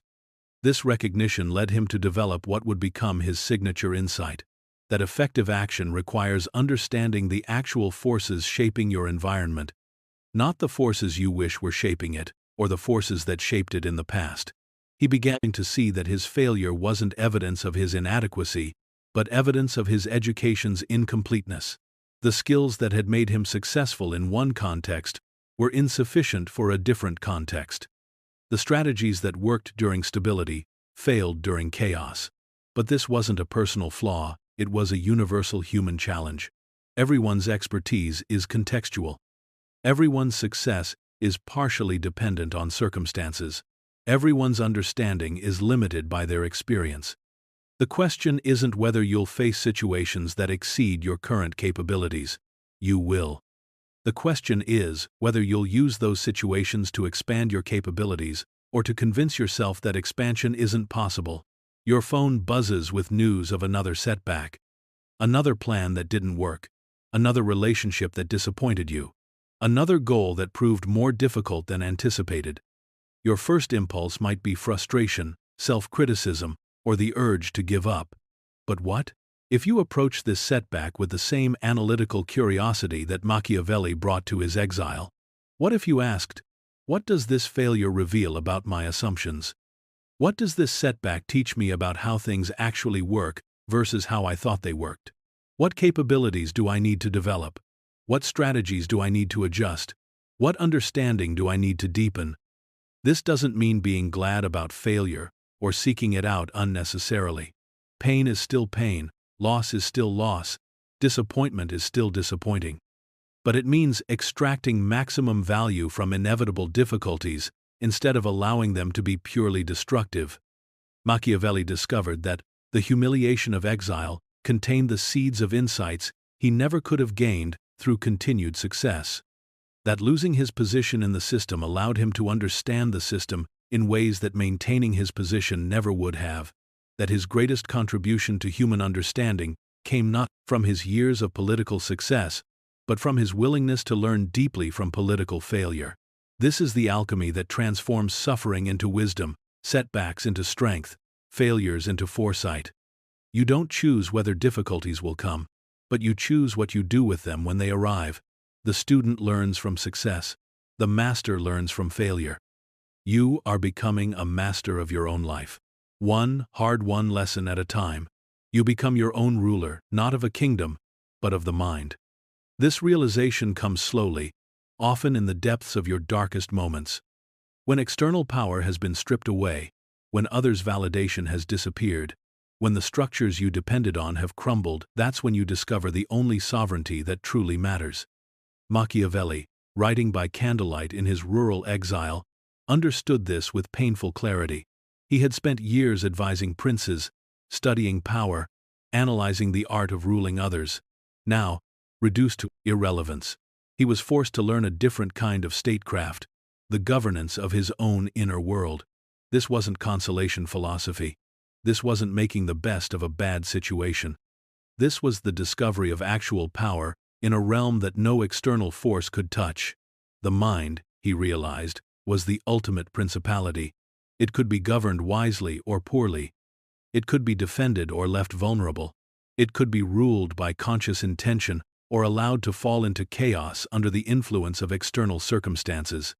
And unlike political kingdoms, which depended on armies, alliances, and favorable fortune, the kingdom of the mind could be secured through knowledge, discipline, and will. You are discovering this same territory now. Perhaps you never sought it. Most people don't voluntarily choose the path of inner sovereignty. It's usually forced upon us by circumstances that strip away our external sources of security and validation. But here you are, recognizing that your thoughts, your responses, your interpretations of events, your choices about where to focus your attention, these are under your control in ways that almost nothing else is. Your boss can fire you, but cannot force you to define yourself by your job title. Your partner can leave you, but cannot compel you to believe you're unworthy of love. Your critics can attack you, but cannot make you accept their assessment of your character. This sounds simple until you try to practice it. Because most people's sense of self is so entangled with external circumstances that they experience any change in those circumstances as a threat to their identity. When Machiavelli lost his position, he could have defined himself as a failed politician. When he was imprisoned and tortured, he could have seen himself as a victim. When he was exiled and ignored, he could have become a bitter has-been waiting for vindication that might never come. Instead, he chose to see himself as a student of power who was being educated through direct experience of powerlessness. As a political theorist whose laboratory had expanded from the halls of diplomacy to the full spectrum of human experience. As a writer whose insights would be deeper, precisely because his losses had been so complete. This transformation wasn't automatic. It required conscious choice, sustained effort, and ruthless honesty about what he could and couldn't control. He couldn't control the Medici's decision to exclude him from government. But he could control how he used the time that exclusion provided. He couldn't control others' opinions of his past actions, but he could control what he learned from reflecting on those actions. He couldn't control whether he would ever return to formal power, but he could control how he prepared for that possibility. This is the essence of inner sovereignty, absolute responsibility for your responses to circumstances, combined with acceptance that the circumstances themselves are often beyond your influence. It's a difficult balance. Taking too much responsibility leads to the delusion that you can control everything, which sets you up for constant frustration and self-blame. Taking too little responsibility leads to victimhood, which robs you of agency and keeps you trapped in resentment. But finding the right balance, owning your responses while accepting your limits, creates a different kind of power. The power to remain centered regardless of external chaos. The power to learn from any situation, no matter how difficult. The power to choose your reaction, rather than being controlled by your circumstances. Watch how you respond to your next significant disappointment. Do you immediately look for someone to blame? Do you spiral into self-criticism?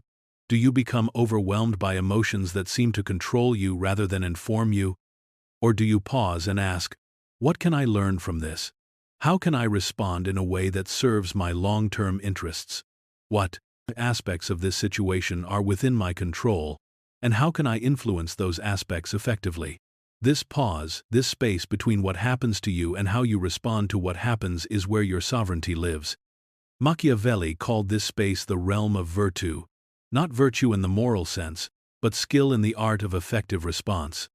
The ability to navigate changing circumstances with intelligence, adaptability, and grace. He realized that he had spent years studying how rulers maintained power over external territories.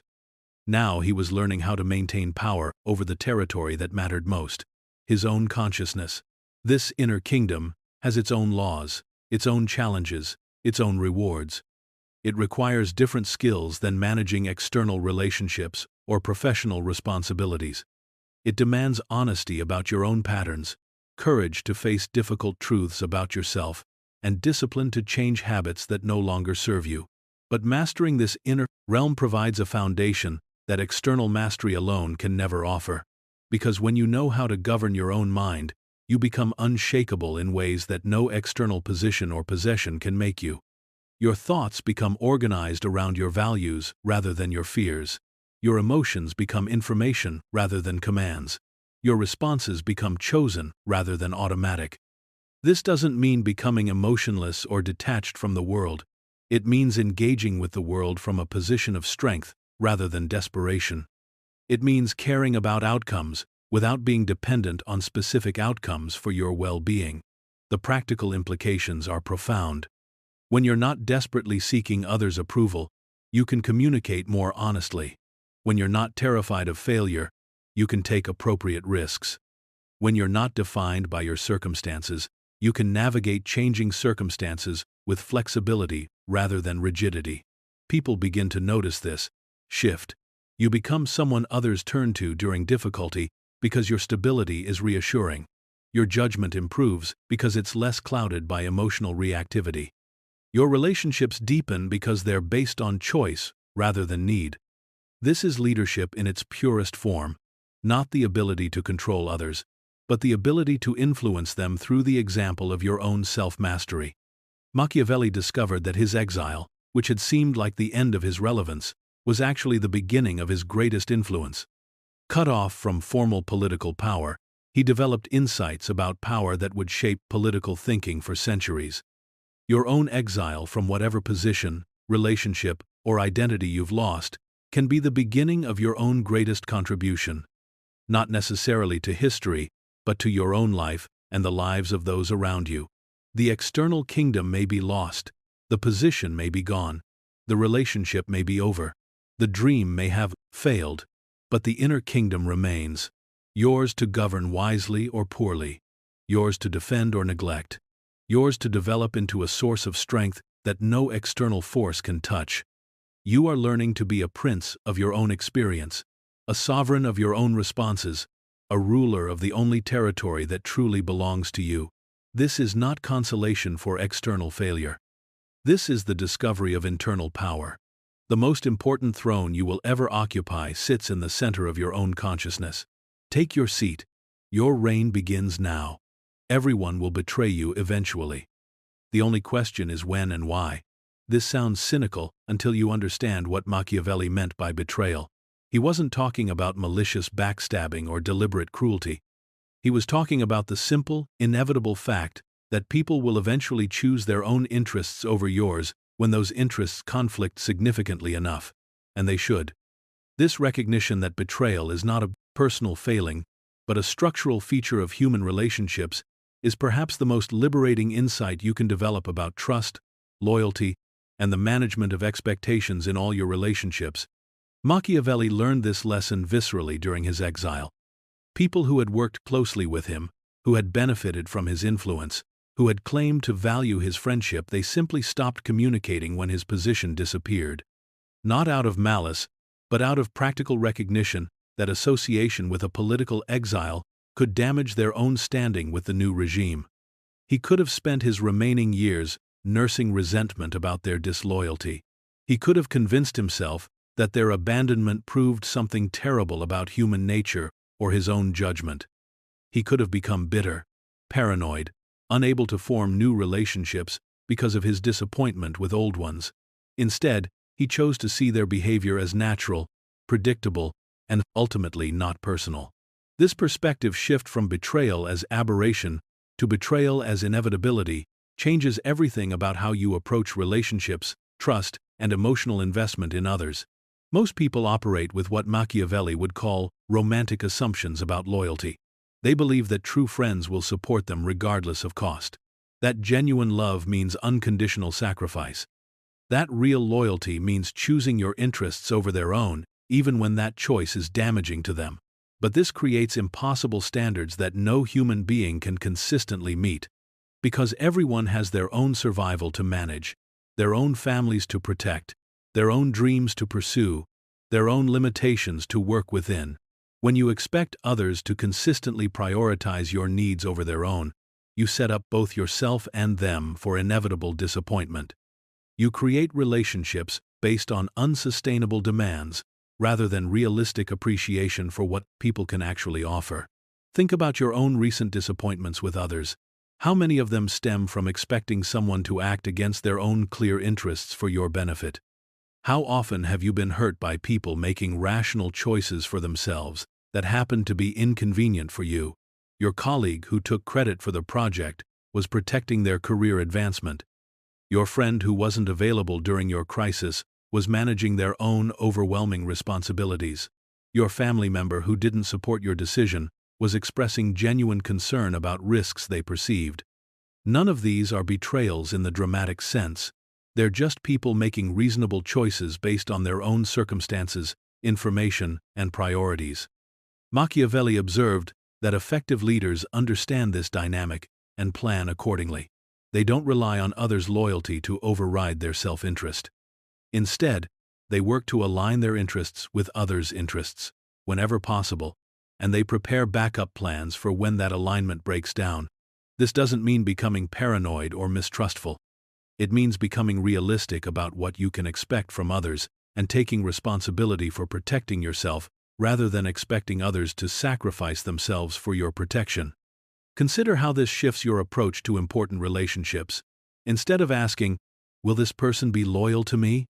you ask, "Under what circumstances would this person reasonably choose their interests over mine? And how can I prepare for those circumstances?" Instead of building relationships based on promises of unconditional support, you build them based on mutual benefit, shared values, and realistic expectations about what each person can provide. This creates stronger, more honest relationships. Because when people don't feel pressured to make unsustainable commitments, they can offer what they actually can provide without guilt or resentment.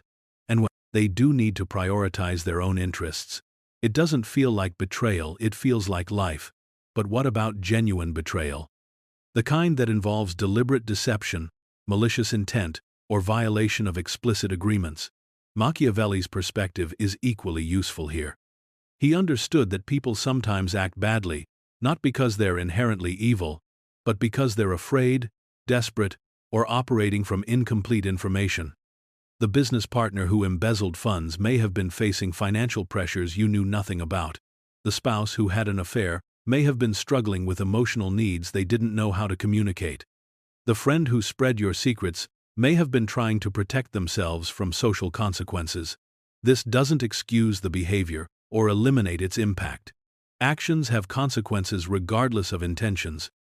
Harm is real, even when it's not deliberately inflicted, but understanding the human psychology behind harmful actions allows you to respond more strategically and with less personal devastation. You can protect yourself from future harm without carrying the emotional burden of personal victimization. You can learn from the experience without letting it destroy your ability to trust appropriate people in appropriate ways. Machiavelli called this loving without illusion, caring about people while understanding their limitations, investing in relationships while accepting their temporary nature, trusting others to act in character rather than trusting them to be different than they are. This perspective requires mourning certain romantic ideals about relationships. The fantasy that true love conquers all circumstances, the belief that loyalty should override self-preservation, the expectation that caring about someone means being willing to sacrifice everything for them. But it offers something more valuable in return: the ability to love people as they actually are, rather than as you wish they were, to appreciate what they can offer without resenting what they cannot, to enjoy relationships while they work without being destroyed when they don't. Your phone shows a message from someone who disappointed you recently, someone who chose their convenience over your needs, someone who broke a promise or failed to show up when you needed them. Your first impulse might be anger, hurt, or the desire to cut them off completely. But what if you approached this disappointment with Machiavellian realism? What if you asked, was their choice unreasonable given their circumstances? Did I expect something from them that they were never realistically able to provide? What can I learn about managing expectations in future relationships? This doesn't mean accepting unacceptable behavior or staying in harmful relationships. It means distinguishing between people who are generally unreliable or selfish and people who made reasonable choices that happened to disappoint you. It means forgiving, not because others deserve forgiveness, but because carrying resentment about predictable human behavior is exhausting and unproductive. Machiavelli discovered that the people who had abandoned him during his exile weren't necessarily bad people. They were people managing their own complex circumstances in ways that made sense from their perspective. Understanding this allowed him to maintain relationships where possible, rebuild trust where appropriate, and move forward without the emotional burden of believing that their choices reflected his worth or their character. Everyone will betray you eventually. Not because they're evil, but because they're human. Because circumstances change, interests conflict, and people have their own lives to manage. But everyone will also support you, help you, care about you, and contribute to your well-being until their circumstances make that impossible or unreasonable. This is not cynical. This is realistic. And realism, Machiavelli understood, is the foundation of both effective strategy and genuine forgiveness. You learn to love people not despite their humanity, but because of it, including all the beautiful, disappointing, predictable ways they will eventually choose themselves over you, just as you will eventually choose yourself over them. And that's exactly as it should be. Everything that burns you refines you. This is the Phoenix principle. The understanding that destruction and creation are not opposites, but partners in the endless dance of becoming. That what feels like ending is often beginning. That what seems like death is frequently birth.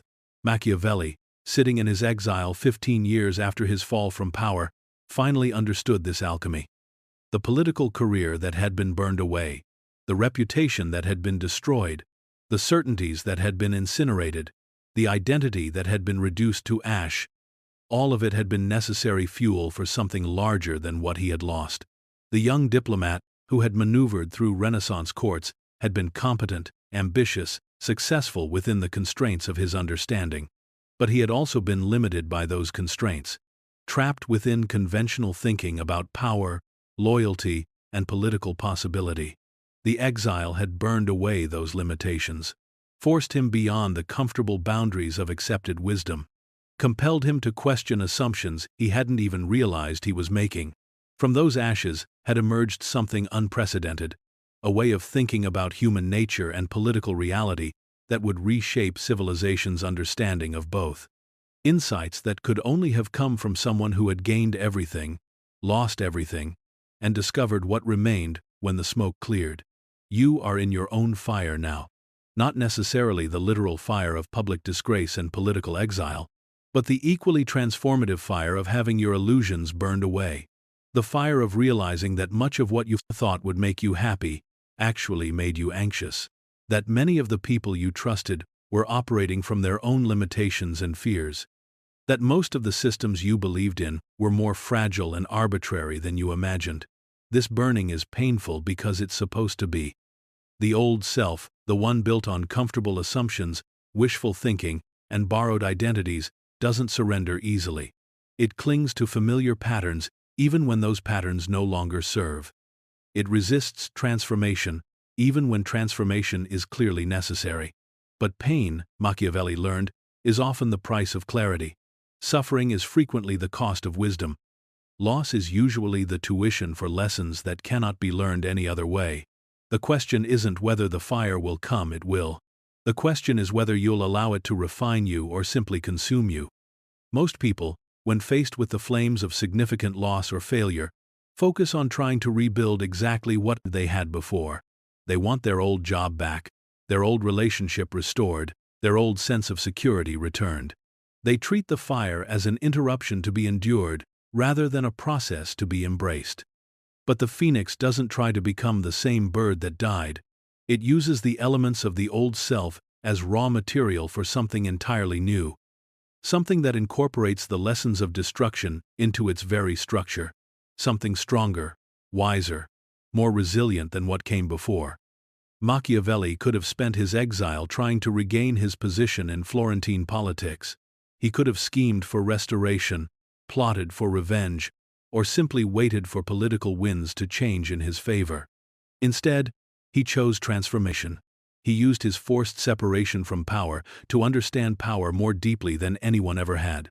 He allowed his personal failure to become the foundation for universal insights about success and failure. This is the difference between recovery and renaissance, between getting back to where you were and evolving to where you're meant to be. Recovery focuses on restoration. Renaissance focuses on recreation. Recovery asks, how do I fix what's broken? Renaissance asks, what am I being called to become? Recovery tries to minimize the damage. Renaissance maximizes the learning. Recovery wants to forget the fire. Renaissance wants to be forged by it. You feel the heat now. The uncomfortable recognition that much of who you thought you were was actually who you thought you should be. That many of your goals were actually other people's expectations. That much of your success was actually elaborate performance. This recognition burns because it's true. And truth, when it contradicts comfortable self-deception, always feels destructive before it feels liberating. But watch what happens when you stop fighting the fire and start working with it. When you stop trying to preserve what's burning and start asking what wants to emerge from the flames.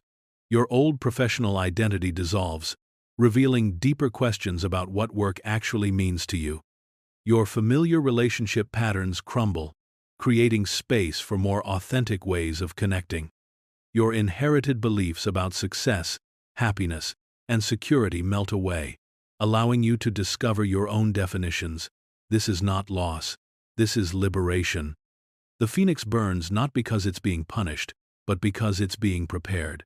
The fire doesn't destroy its essence, it reveals its essence by burning away everything that isn't essential.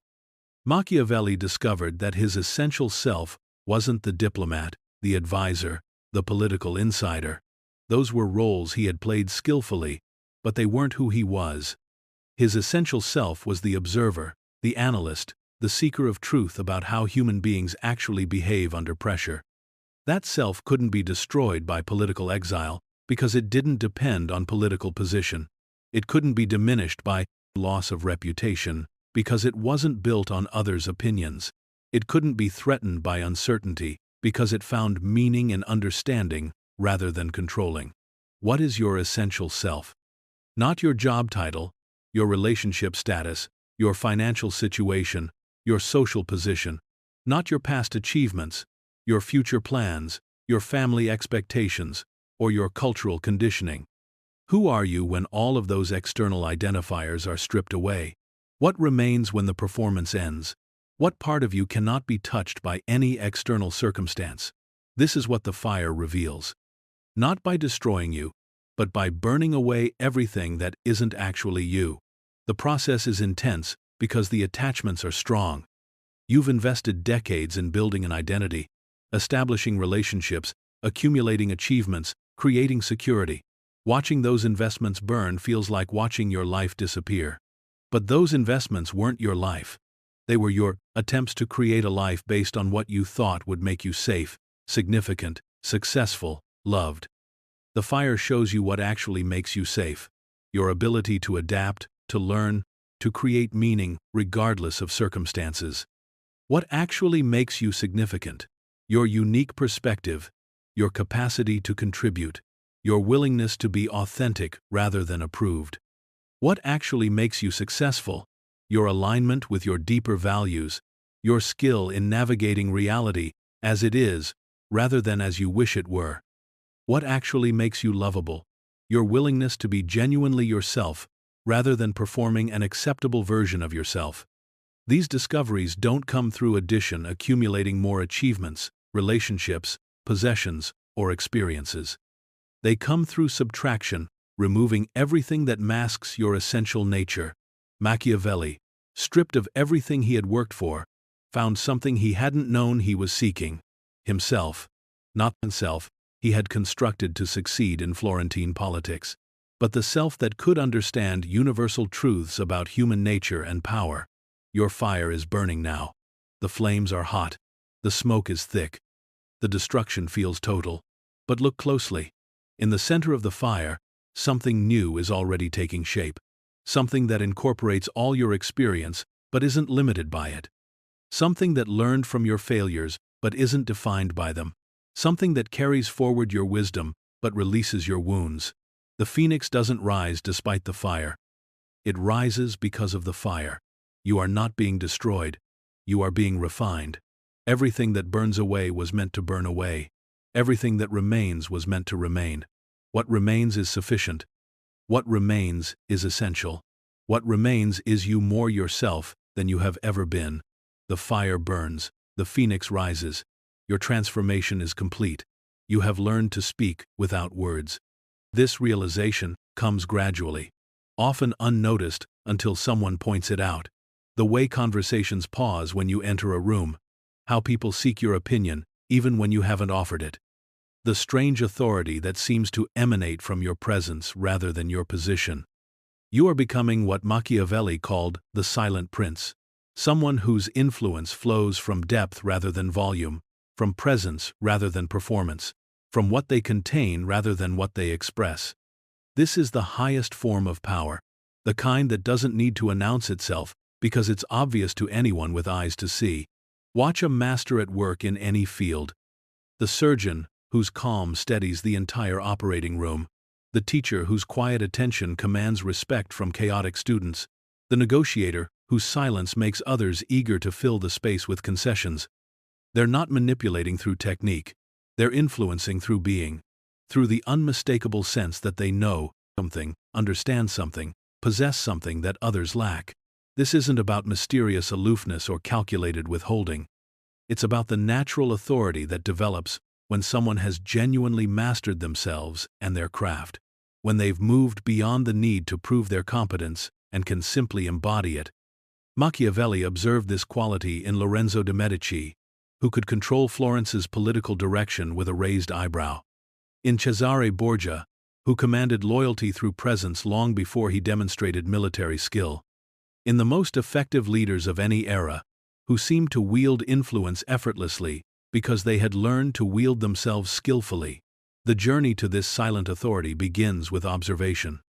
Not just watching what happens, but understanding what it means. Not just hearing what people say, but comprehending what they're actually communicating. Most people observe selectively. They notice what confirms their existing beliefs, supports their current agenda, or affects their immediate interests. They miss the deeper patterns, the subtle dynamics, the quiet revelations that only become visible to patient, impartial attention.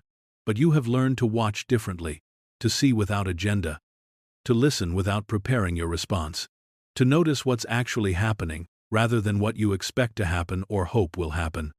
This shift in observation changes everything about how you interact with the world. You begin to notice the micro-expressions that reveal what people actually think beneath what they're saying. The energy shifts that indicate when someone is ready to hear difficult truths or when they need gentle support. The patterns of behavior that predict future choices more accurately than stated intentions. You start seeing the systems behind individual actions, the fears driving aggressive behavior, the insecurities motivating grandiose claims, the pain beneath anger, the longing beneath criticism, the vulnerability beneath control. This isn't psychological manipulation. This is psychological intelligence. The ability to understand human nature deeply enough to respond to what people actually need rather than what they're demanding in the moment. Your colleague who seems irrationally competitive isn't just difficult, they're probably insecure about their competence and looking for validation. Your friend who constantly seeks advice but never takes it isn't indecisive. They likely want emotional support, not problem-solving. Your family member who criticizes your choices isn't necessarily disapproving. They might be expressing their own fear about taking similar risks. This understanding doesn't make you cynical. It makes you effective, because when you respond to the underlying need rather than the surface behavior, you often get better results with less effort. The silent prince has learned to see beneath the performance to the person, beneath the behavior to the motivation, beneath the words to the meaning. This seeing creates a particular kind of presence. People sense that you understand them, even when they can't articulate what you understand. They feel safe revealing more authentic parts of themselves, because your lack of judgment creates space for honesty. They trust your input because they can tell you're not pushing an agenda. They value your perspective because they know it's based on genuine observation rather than projection or assumption. But the real power of silent authority comes from what you choose not to say. In a world of constant commentary, your restraint is magnetic. In an environment of reactive responses, your thoughtfulness stands out. In a culture of immediate opinions, your careful consideration carries unusual weight.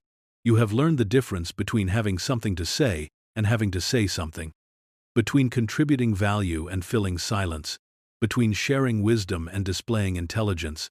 This discrimination, knowing when to speak and when to remain quiet, transforms every interaction. Your words become rare enough to be precious. Your observations become sharp enough to be useful. Your presence becomes calm enough to be healing.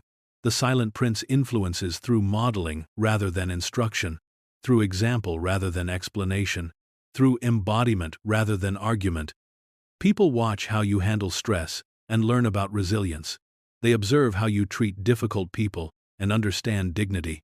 They notice how you respond to setbacks and discover grace under pressure. You become a living demonstration of the principles you've learned. Not perfect perfection would be intimidating and inhuman, but integrated. The gap between your values and your behavior has narrowed to the point where your character speaks louder than your words. This integration creates what Machiavelli called mysterious authority. People can sense your competence without being able to define it. They trust your judgment without fully understanding your process. They seek your presence without being able to explain why. You've stopped trying to convince anyone of anything. Instead, you've become someone worth believing. You've stopped trying to control outcomes through force of will. Instead, you've learned to influence outcomes through force of character. The transformation is subtle but profound. Conversations flow differently around you. Conflicts resolve more easily in your presence. People make better decisions when you're nearby, not because you've told them what to do, but because your clarity helps them think more clearly. Your phone buzzes with another crisis. Someone needs advice. Someone wants validation. Someone seeks direction for a complex situation. But you don't immediately respond with solutions, opinions, or reassurance. Instead, you pause. You listen. You observe not just what they're saying, but how they're saying it, what they're not saying, what they seem to need beyond what they're requesting. Then you respond if response is needed at all. Sometimes the greatest gift is simply being witnessed by someone who understands. Sometimes the most powerful intervention is a question that helps them discover their own answer. Sometimes the most useful contribution is silence that creates space for their own wisdom to emerge. This is the authority of the silent prince, not the power to force compliance, but the influence to inspire clarity, not the ability to control others, but the capacity to help others access their own strength. You have become someone who changes rooms by entering them, not through dramatic action but through authentic presence. Someone who influences conversations by listening more than speaking. Someone who leads by example rather than instruction. The old you might have felt invisible, ignored, undervalued, when your contributions weren't immediately recognized or your opinions weren't constantly sought. The silent prince knows better. You understand that the most profound influence often operates below the surface of conscious awareness. That the most lasting changes happen slowly, through consistent example rather than dramatic intervention. You have learned to trust the process of quiet influence, to value depth over visibility, to choose substance over recognition. This is true power. Not the noisy dominance of insecurity, but the quiet confidence of competence. Not the desperate need to be heard, but the patient willingness to understand. You speak without words, you lead without commanding, you influence without controlling. The silent prince has emerged, and the kingdom of your own consciousness has found its rightful ruler. You rule an empire no one can see. Its borders aren't marked on any map. Its citizens don't pledge allegiance or pay taxes. Its laws aren't written in constitutions or enforced by armies. Yet its influence spreads wherever you go, touching every life you encounter, shaping every environment you enter. This is the invisible empire of authentic presence. The territory governed not by force but by example. The realm where power operates through inspiration rather than intimidation, through attraction rather than coercion. Machiavelli wrote extensively about visible empires, the kind built through military conquest, political maneuvering, and strategic alliances. But in his exile, stripped of formal authority, he discovered something more profound. The empire that exists in the space between what you are and what others become in response to what you are. This invisible empire operates on entirely different principles than conventional power structures. In visible empires, authority flows from position. In invisible empires, authority flows from character. In visible empires, compliance is enforced through consequences. In invisible empires, alignment happens through conviction. In visible empires, power depends on external resources. In invisible empires, power grows from internal resources. You begin to understand this as you notice how your own transformation affects the people around you. Without trying to change anyone, without offering unsolicited advice, without attempting to control their choices, you somehow create conditions that make their own growth more likely. Your calm helps others access their own calm. Your clarity helps others think more clearly. Your courage helps others find their own bravery. Your authenticity gives others permission to be more genuine. This isn't manipulation or calculated influence.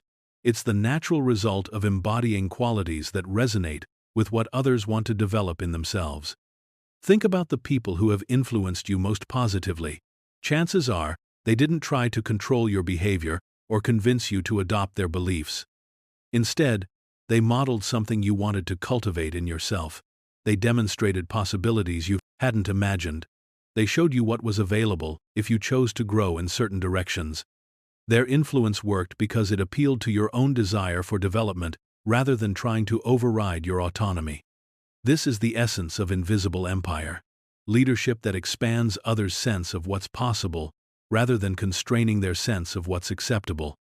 The manager who never needs to micromanage because their own standards inspire excellence in others. The parent whose integrity creates an environment where honesty flourishes naturally. The friend whose emotional maturity helps their social circle handle conflict more skillfully. They're not controlling outcomes. They're creating conditions where positive outcomes become more likely. But building an invisible empire requires abandoning most conventional approaches to influence.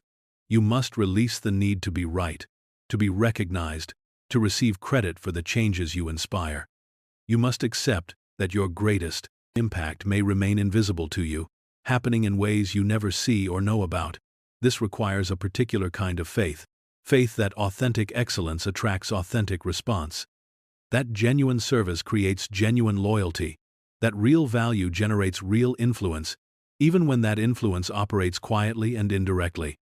Your phone buzzes with a message from someone whose life has improved since they started spending time around you. They don't attribute the improvement to your influence. They experience it as their own growth, their own insights, their own decisions, which is exactly how invisible empire works. The territory you govern isn't their behavior. It's the quality of space you create for their own agency to operate more effectively. You've learned to influence through presence rather than persuasion, through modeling rather than mandating, through invitation rather than instruction. This shift from dominance to grace transforms every relationship dynamic.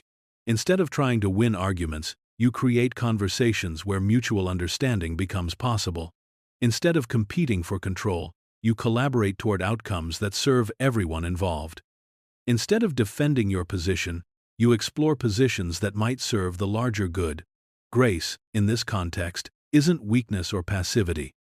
It's strength so confident that it doesn't need to prove itself.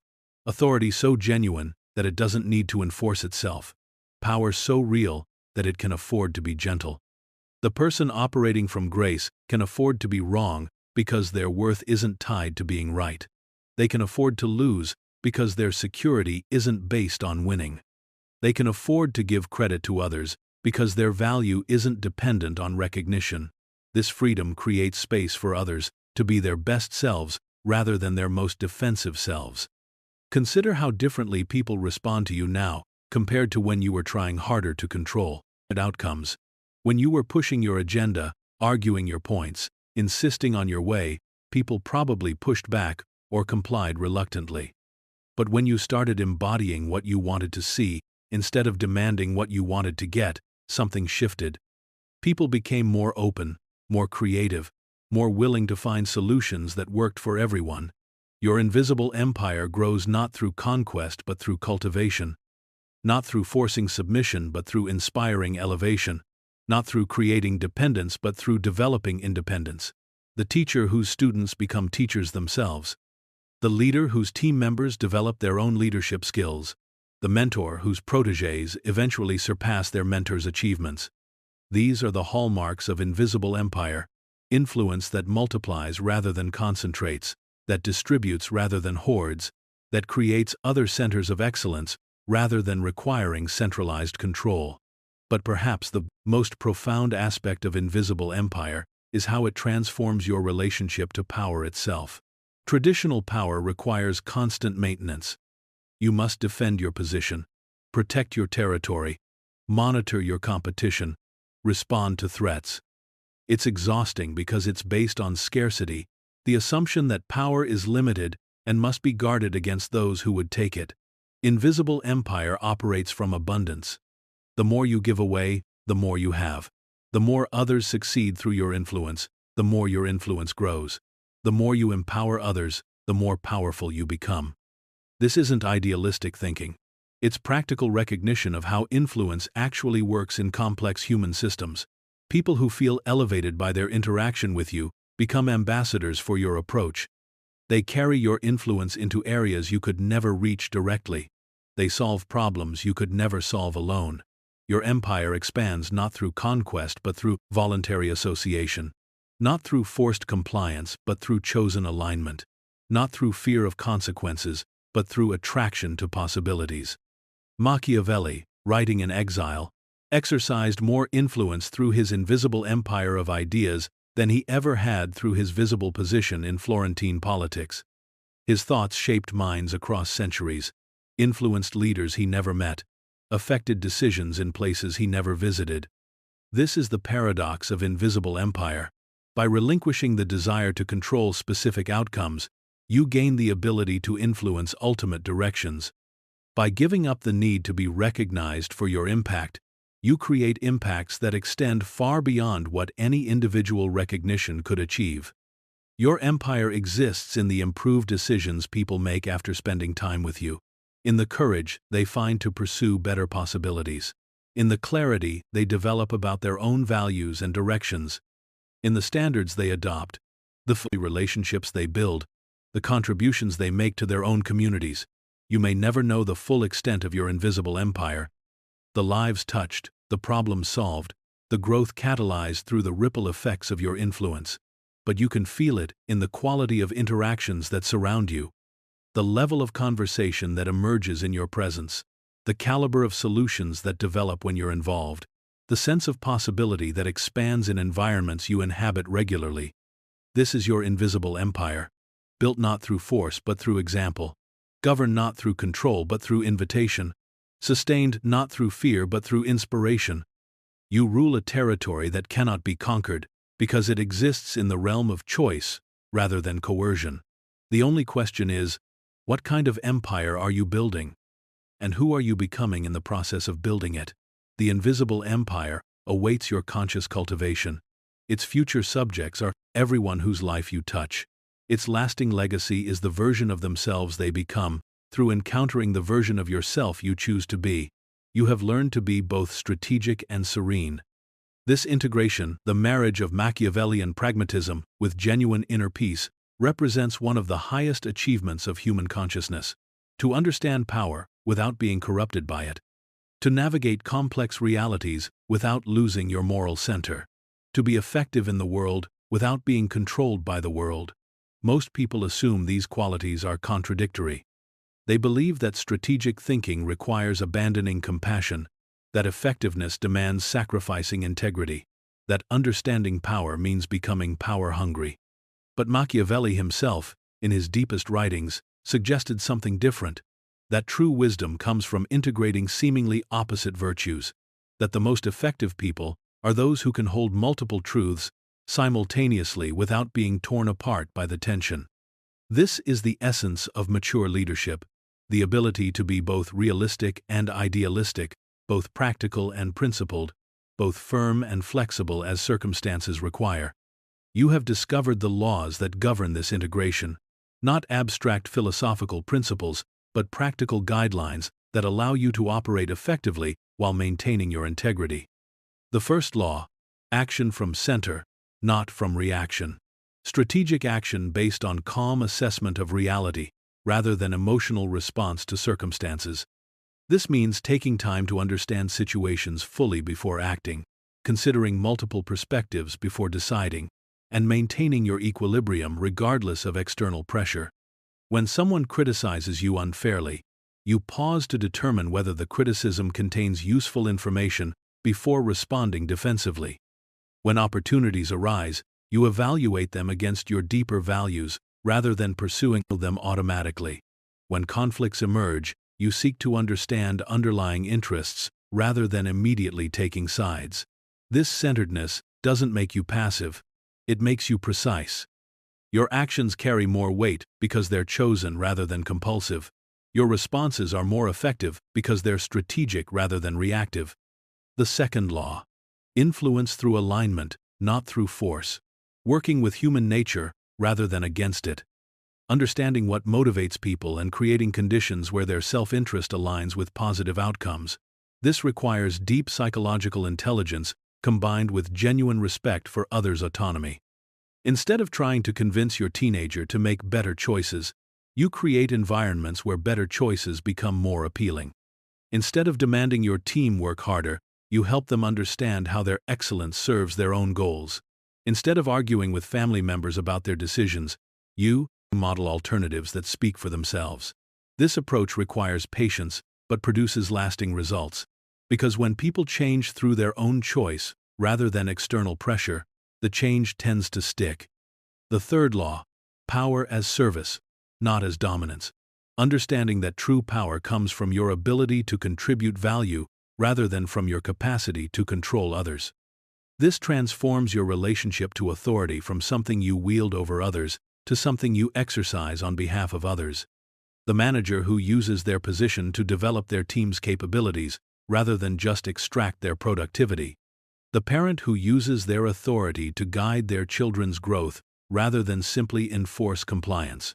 The citizen who uses their influence to improve their community rather than just advance their personal interests. This service-oriented approach to power creates genuine loyalty rather than grudging compliance. People follow you because they trust that your leadership serves their development, not just your agenda. The fourth law: wisdom through acceptance, not through resistance. Working with reality as it is rather than wasting energy on how you wish it were. This doesn't mean passive resignation, but rather clear-eyed assessment that allows for effective intervention.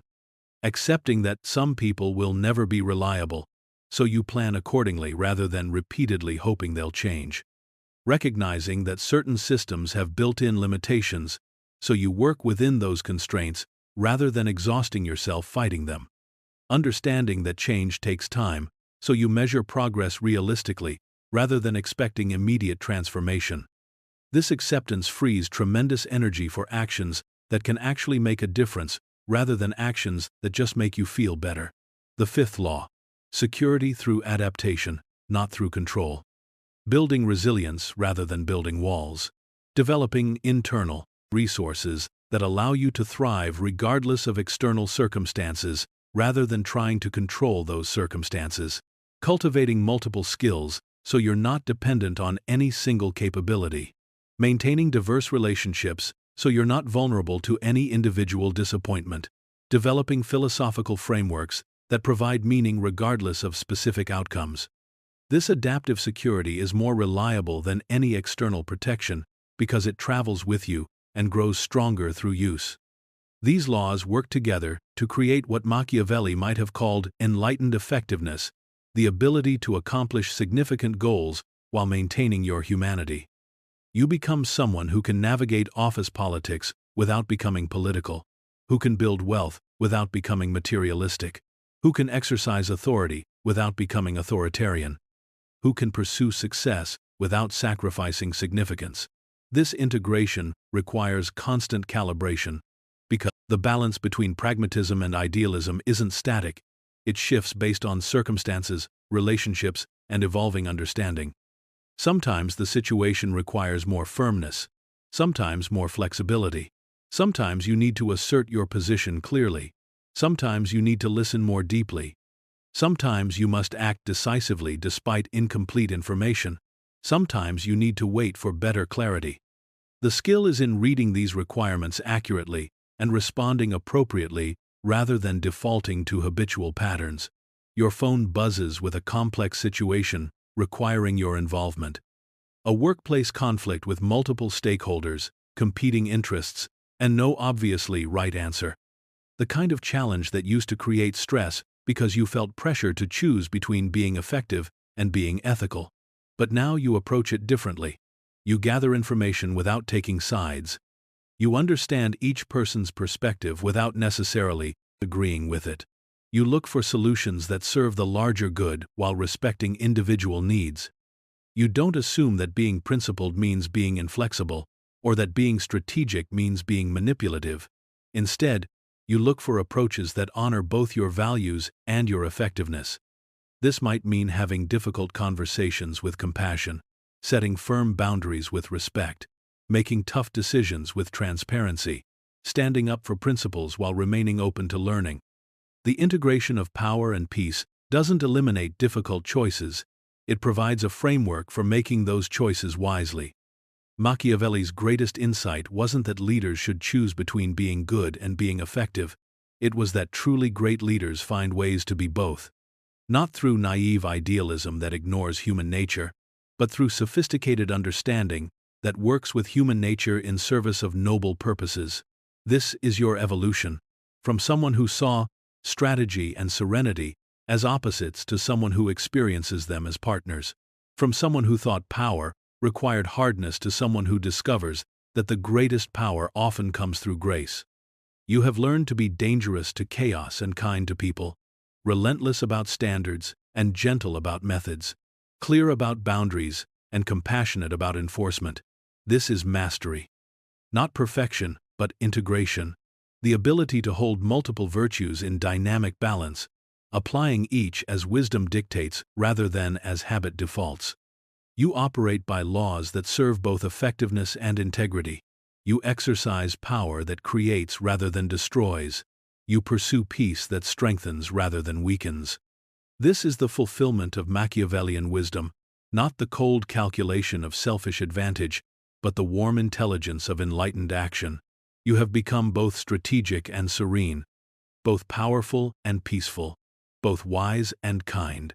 The laws of power and peace govern your inner kingdom, and that kingdom influences every other territory you touch. Fortune changes. The mind that observes remains. This understanding that you are not the content of your experience, but the consciousness that witnesses it, marks the final liberation from the tyranny of circumstances. Machiavelli spent his life studying fortune, how it rises and falls, how it favors some and abandons others, how it can elevate a person to great heights one day and cast them into ruin the next. He watched fortunes made and lost, reputations built and destroyed, powers gained and stripped away. And through it all, he noticed something remarkable. While fortune was constantly changing, the capacity to observe fortune remained constant. The circumstances shifted, but the awareness that perceived those circumstances endured. This awareness, this observing mind, exists independent of what it observes. It watches success without being intoxicated by it. It witnesses failure without being destroyed by it. It experiences both pleasure and pain without being defined by either. You are learning to identify with this observing consciousness rather than with the constantly shifting circumstances it observes. This shift in identity changes everything about how you experience life. Instead of being tossed around by every change in fortune, you become the stable center around which fortune revolves. Instead of feeling victimized by circumstances, you recognize yourself as the witness to circumstances. The promotion you don't get cannot touch this observing awareness. The relationship that ends cannot diminish it. The failure that embarrasses you cannot damage it. The success that validates you cannot inflate it. These experiences happen within your awareness, but they are not your awareness. They are events in consciousness, not consciousness itself. Think about your dreams last night. In those dreams, you probably experienced various scenarios, some pleasant, some troubling, some bizarre. You might have been different people in different situations. But throughout all those changing dream experiences, something remained constant. The dreaming consciousness that made the entire experience possible. When you woke up, you didn't identify yourself as the dream character who was being chased, or the one who was flying, or the one who was giving a speech. You recognized that all those characters and situations were expressions of your dreaming mind, not your essential identity. Waking life operates similarly. The person who succeeds, the person who fails, the person who is praised, the person who is criticized, these are all roles played by the same observing consciousness. Characters in the drama of your life, not the author of that drama. This recognition creates what Machiavelli called the view from above, the ability to see your entire life as a kind of theater in which you are simultaneously the actor, the audience, and the stage. From this perspective, fortune's changes become fascinating rather than frightening. You watch your own responses to circumstances with the same detached interest you might bring to watching a compelling movie. You observe your emotions rising and falling like weather patterns across the sky of consciousness. This doesn't make you cold or disconnected. If anything, it makes you more present to each experience because you're not lost in worrying about how long it will last or what it means about your worth. When something wonderful happens, you can enjoy it fully without clinging to it desperately. When something difficult happens, you can experience it completely without being overwhelmed by it. The observing mind is like space itself, vast enough to contain any experience without being altered by it. Your phone buzzes with news that would have devastated you a year ago. A professional setback, a personal disappointment, a plan that has fallen through. But instead of being swept away by reactive emotions, you notice something interesting. You can observe your initial reaction to the news. You can watch disappointment arise, notice resistance forming, observe the mind's tendency to create stories about what this means, and in that observation, you discover freedom. Freedom from being controlled by your initial reactions, freedom from believing every thought that arises, freedom from identifying your worth with your circumstances. This is the mind above fortune, not the mind that never experiences difficulty, but the mind that remains spacious enough to hold any difficulty without being collapsed by it. Emotional stillness doesn't mean emotional numbness. It means emotional intelligence so refined that you can experience the full spectrum of human feelings without being destabilized by them. Like a mountain that experiences all weather, sunshine, storms, snow, rain, without being fundamentally changed by any of it. The mountain doesn't resist the weather or try to control it. It simply provides the stable foundation that allows weather to be weather. You are learning to be the mountain of your own experience, stable enough to weather any storm, spacious enough to contain any emotion, grounded enough to remain centered regardless of external turbulence. This stillness develops through practice, through repeatedly choosing to observe your reactions rather than being immediately controlled by them, through catching yourself when you start to identify with temporary circumstances rather than with the permanent awareness that witnesses those circumstances. Each time you pause between trigger and reaction, you strengthen your capacity for stillness. Each time you observe an emotion without immediately acting on it, you deepen your understanding of the difference between experiencing feelings and being controlled by them. Gradually, you begin to notice that your peace is not dependent on favorable circumstances, that your clarity doesn't require the absence of confusion around you, that your strength isn't diminished by the presence of challenges. You discover what Machiavelli meant when he wrote about virtue, not moral virtue, but the capacity to respond skillfully to whatever fortune presents. This skill comes not from controlling circumstances, but from mastering your relationship to circumstances. The person with true virtue can be effective in any situation because their effectiveness comes from internal resources rather than external conditions. They can lead during crisis because their stability doesn't depend on stability around them. They can make good decisions under pressure because their clarity isn't contingent on clarity around them. This is emotional sovereignty, the recognition that while you cannot control what happens to you, you have absolute authority over what happens within you. While you cannot direct fortune's movements, you can master your responses to those movements.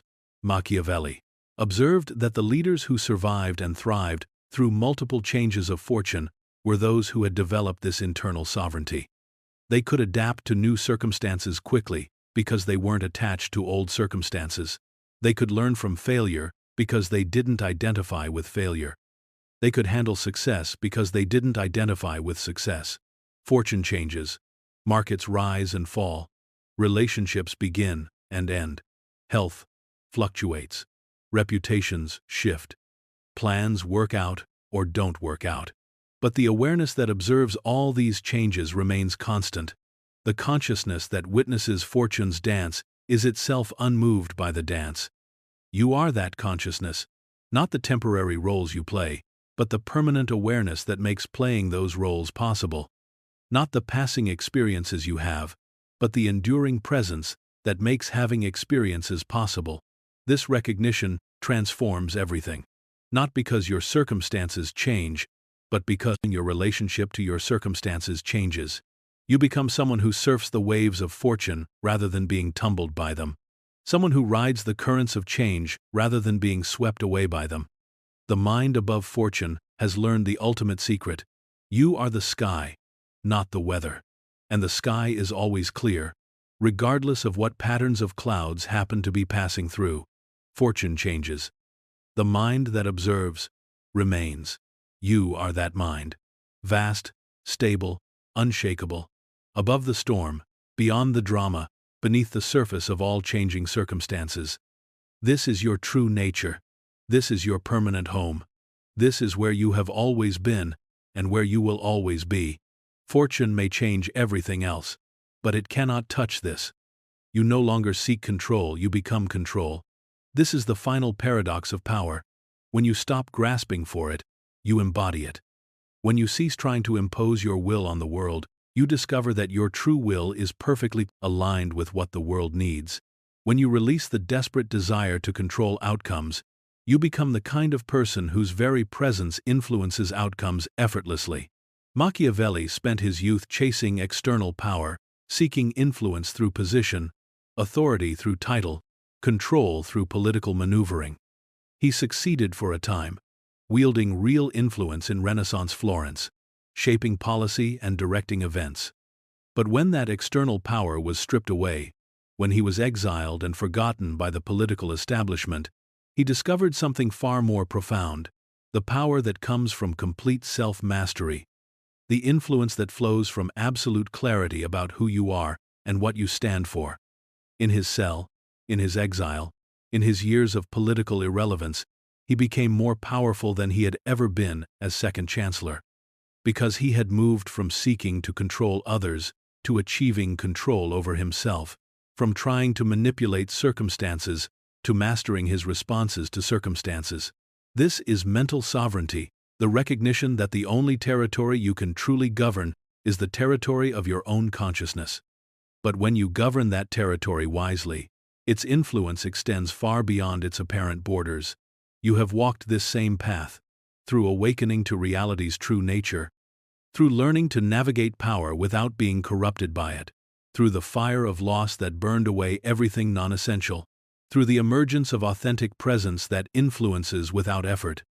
And now you arrive at this final understanding, that true control was never about controlling anything external. It was about becoming someone so aligned with truth, so embodied in wisdom, so established in clarity, that the question of control becomes irrelevant. You are no longer someone who has power. You are someone who is power. Not power over others, but power itself, the capacity to respond to any situation with skill, grace, and effectiveness. This transformation is subtle but unmistakable. People sense it without being able to name it. Conversations shift when you participate in them. Problems seem more solvable when you're involved. Conflicts naturally resolve in directions that serve everyone's interests when you're present. You're not manipulating these outcomes. You're not strategically engineering these results. Your mere presence, clear, centered, unattached to specific outcomes, but committed to beneficial ones, creates conditions where positive possibilities emerge more easily. This is the invisible empire at its full expression, the kingdom where you reign not through force but through being, where your sovereignty extends precisely as far as your authenticity influences others to access their own authenticity. Watch how differently you move through the world now. You enter rooms without needing to prove anything. You participate in conversations without needing to win them. You engage with challenges without being destabilized by them. Your responses come from depth rather than defensiveness. Your actions flow from values rather than impulses. Your presence radiates calm, regardless of the chaos surrounding you. This is not the calm of someone who has avoided difficulties. This is the calm of someone who has learned to find center within difficulty. The peace of someone who has discovered that no external circumstance can disturb your essential nature unless you allow it to. You have become what the ancients called a sage, someone whose wisdom is not just intellectual but embodied. Someone who has integrated understanding so completely that it operates automatically, naturally, without effort or strain. The sage doesn't think about being wise. They simply are wise. The master doesn't try to be skillful. They embody skill. The sovereign doesn't work to maintain control. They are complete authority over their own responses, complete freedom from being controlled by external forces. This sovereignty shows itself in how you handle the inevitable difficulties that still arise. Your phone still buzzes with crises. People still behave unpredictably. Plans still fall through. Life still presents challenges that require skillful navigation. But your relationship to these challenges has fundamentally changed. Instead of being problems that happen to you, they become opportunities for you to demonstrate and deepen your mastery. Instead of threats to your peace, they become invitations to show how deep your peace actually goes. Each challenge becomes a chance to prove to yourself that your sovereignty is real, that your center cannot be shaken, that your clarity cannot be clouded, that your effectiveness cannot be diminished by external turbulence. You begin to welcome difficulties because they provide evidence of your growth. You embrace uncertainty because it demonstrates your adaptability. You accept setbacks because they reveal the depth of your resilience. This is the mind of someone who has nothing left to lose because they have discovered what cannot be lost. Nothing left to prove because they have embodied what is already proven. Nothing left to seek because they have become what they were seeking. Mental sovereignty is not a destination you arrive at once and then maintain effortlessly.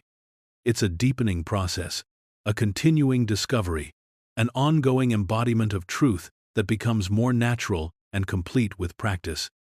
But there comes a moment, and this may be that moment for you, when you recognize that the journey has fundamentally shifted, that you're no longer trying to become sovereign. You simply are sovereign. Not perfectly, not without room for continued growth, but authentically, genuinely, unmistakably. You carry yourself differently, speak differently, listen differently, respond differently. Not because you're trying to be different, but because you have become different. The change has happened at such a deep level that it operates automatically. This is Machiavelli's ultimate gift to you, not techniques for manipulating others, but understanding for mastering yourself. Not strategies for gaining external power, but wisdom for embodying internal power. Not methods for controlling circumstances, but insight for transcending the need to control circumstances. You look back at the person you were when this journey began. Someone seeking control over outcomes they couldn't really control. Someone frustrated by the gap between how things were and how they should be. Someone exhausted by the effort of trying to force reality to conform to their preferences. That person seems both familiar and foreign now. You remember their struggles, understand their motivations, feel compassion for their difficulties.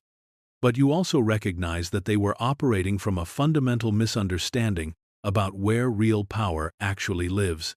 They thought power lived in position, in others' approval, in favorable circumstances, in successful outcomes. They didn't realize that power lives in the space between what happens and how you respond to what happens. In the gap between circumstances and your choice about what those circumstances mean, you have colonized that space, made it your home, established your sovereignty there. From this space, you influence everything you touch without trying to control anything you encounter. You change every environment you enter without forcing any environment to change. You lead everyone you meet toward their own best possibilities without demanding that they follow your specific directions.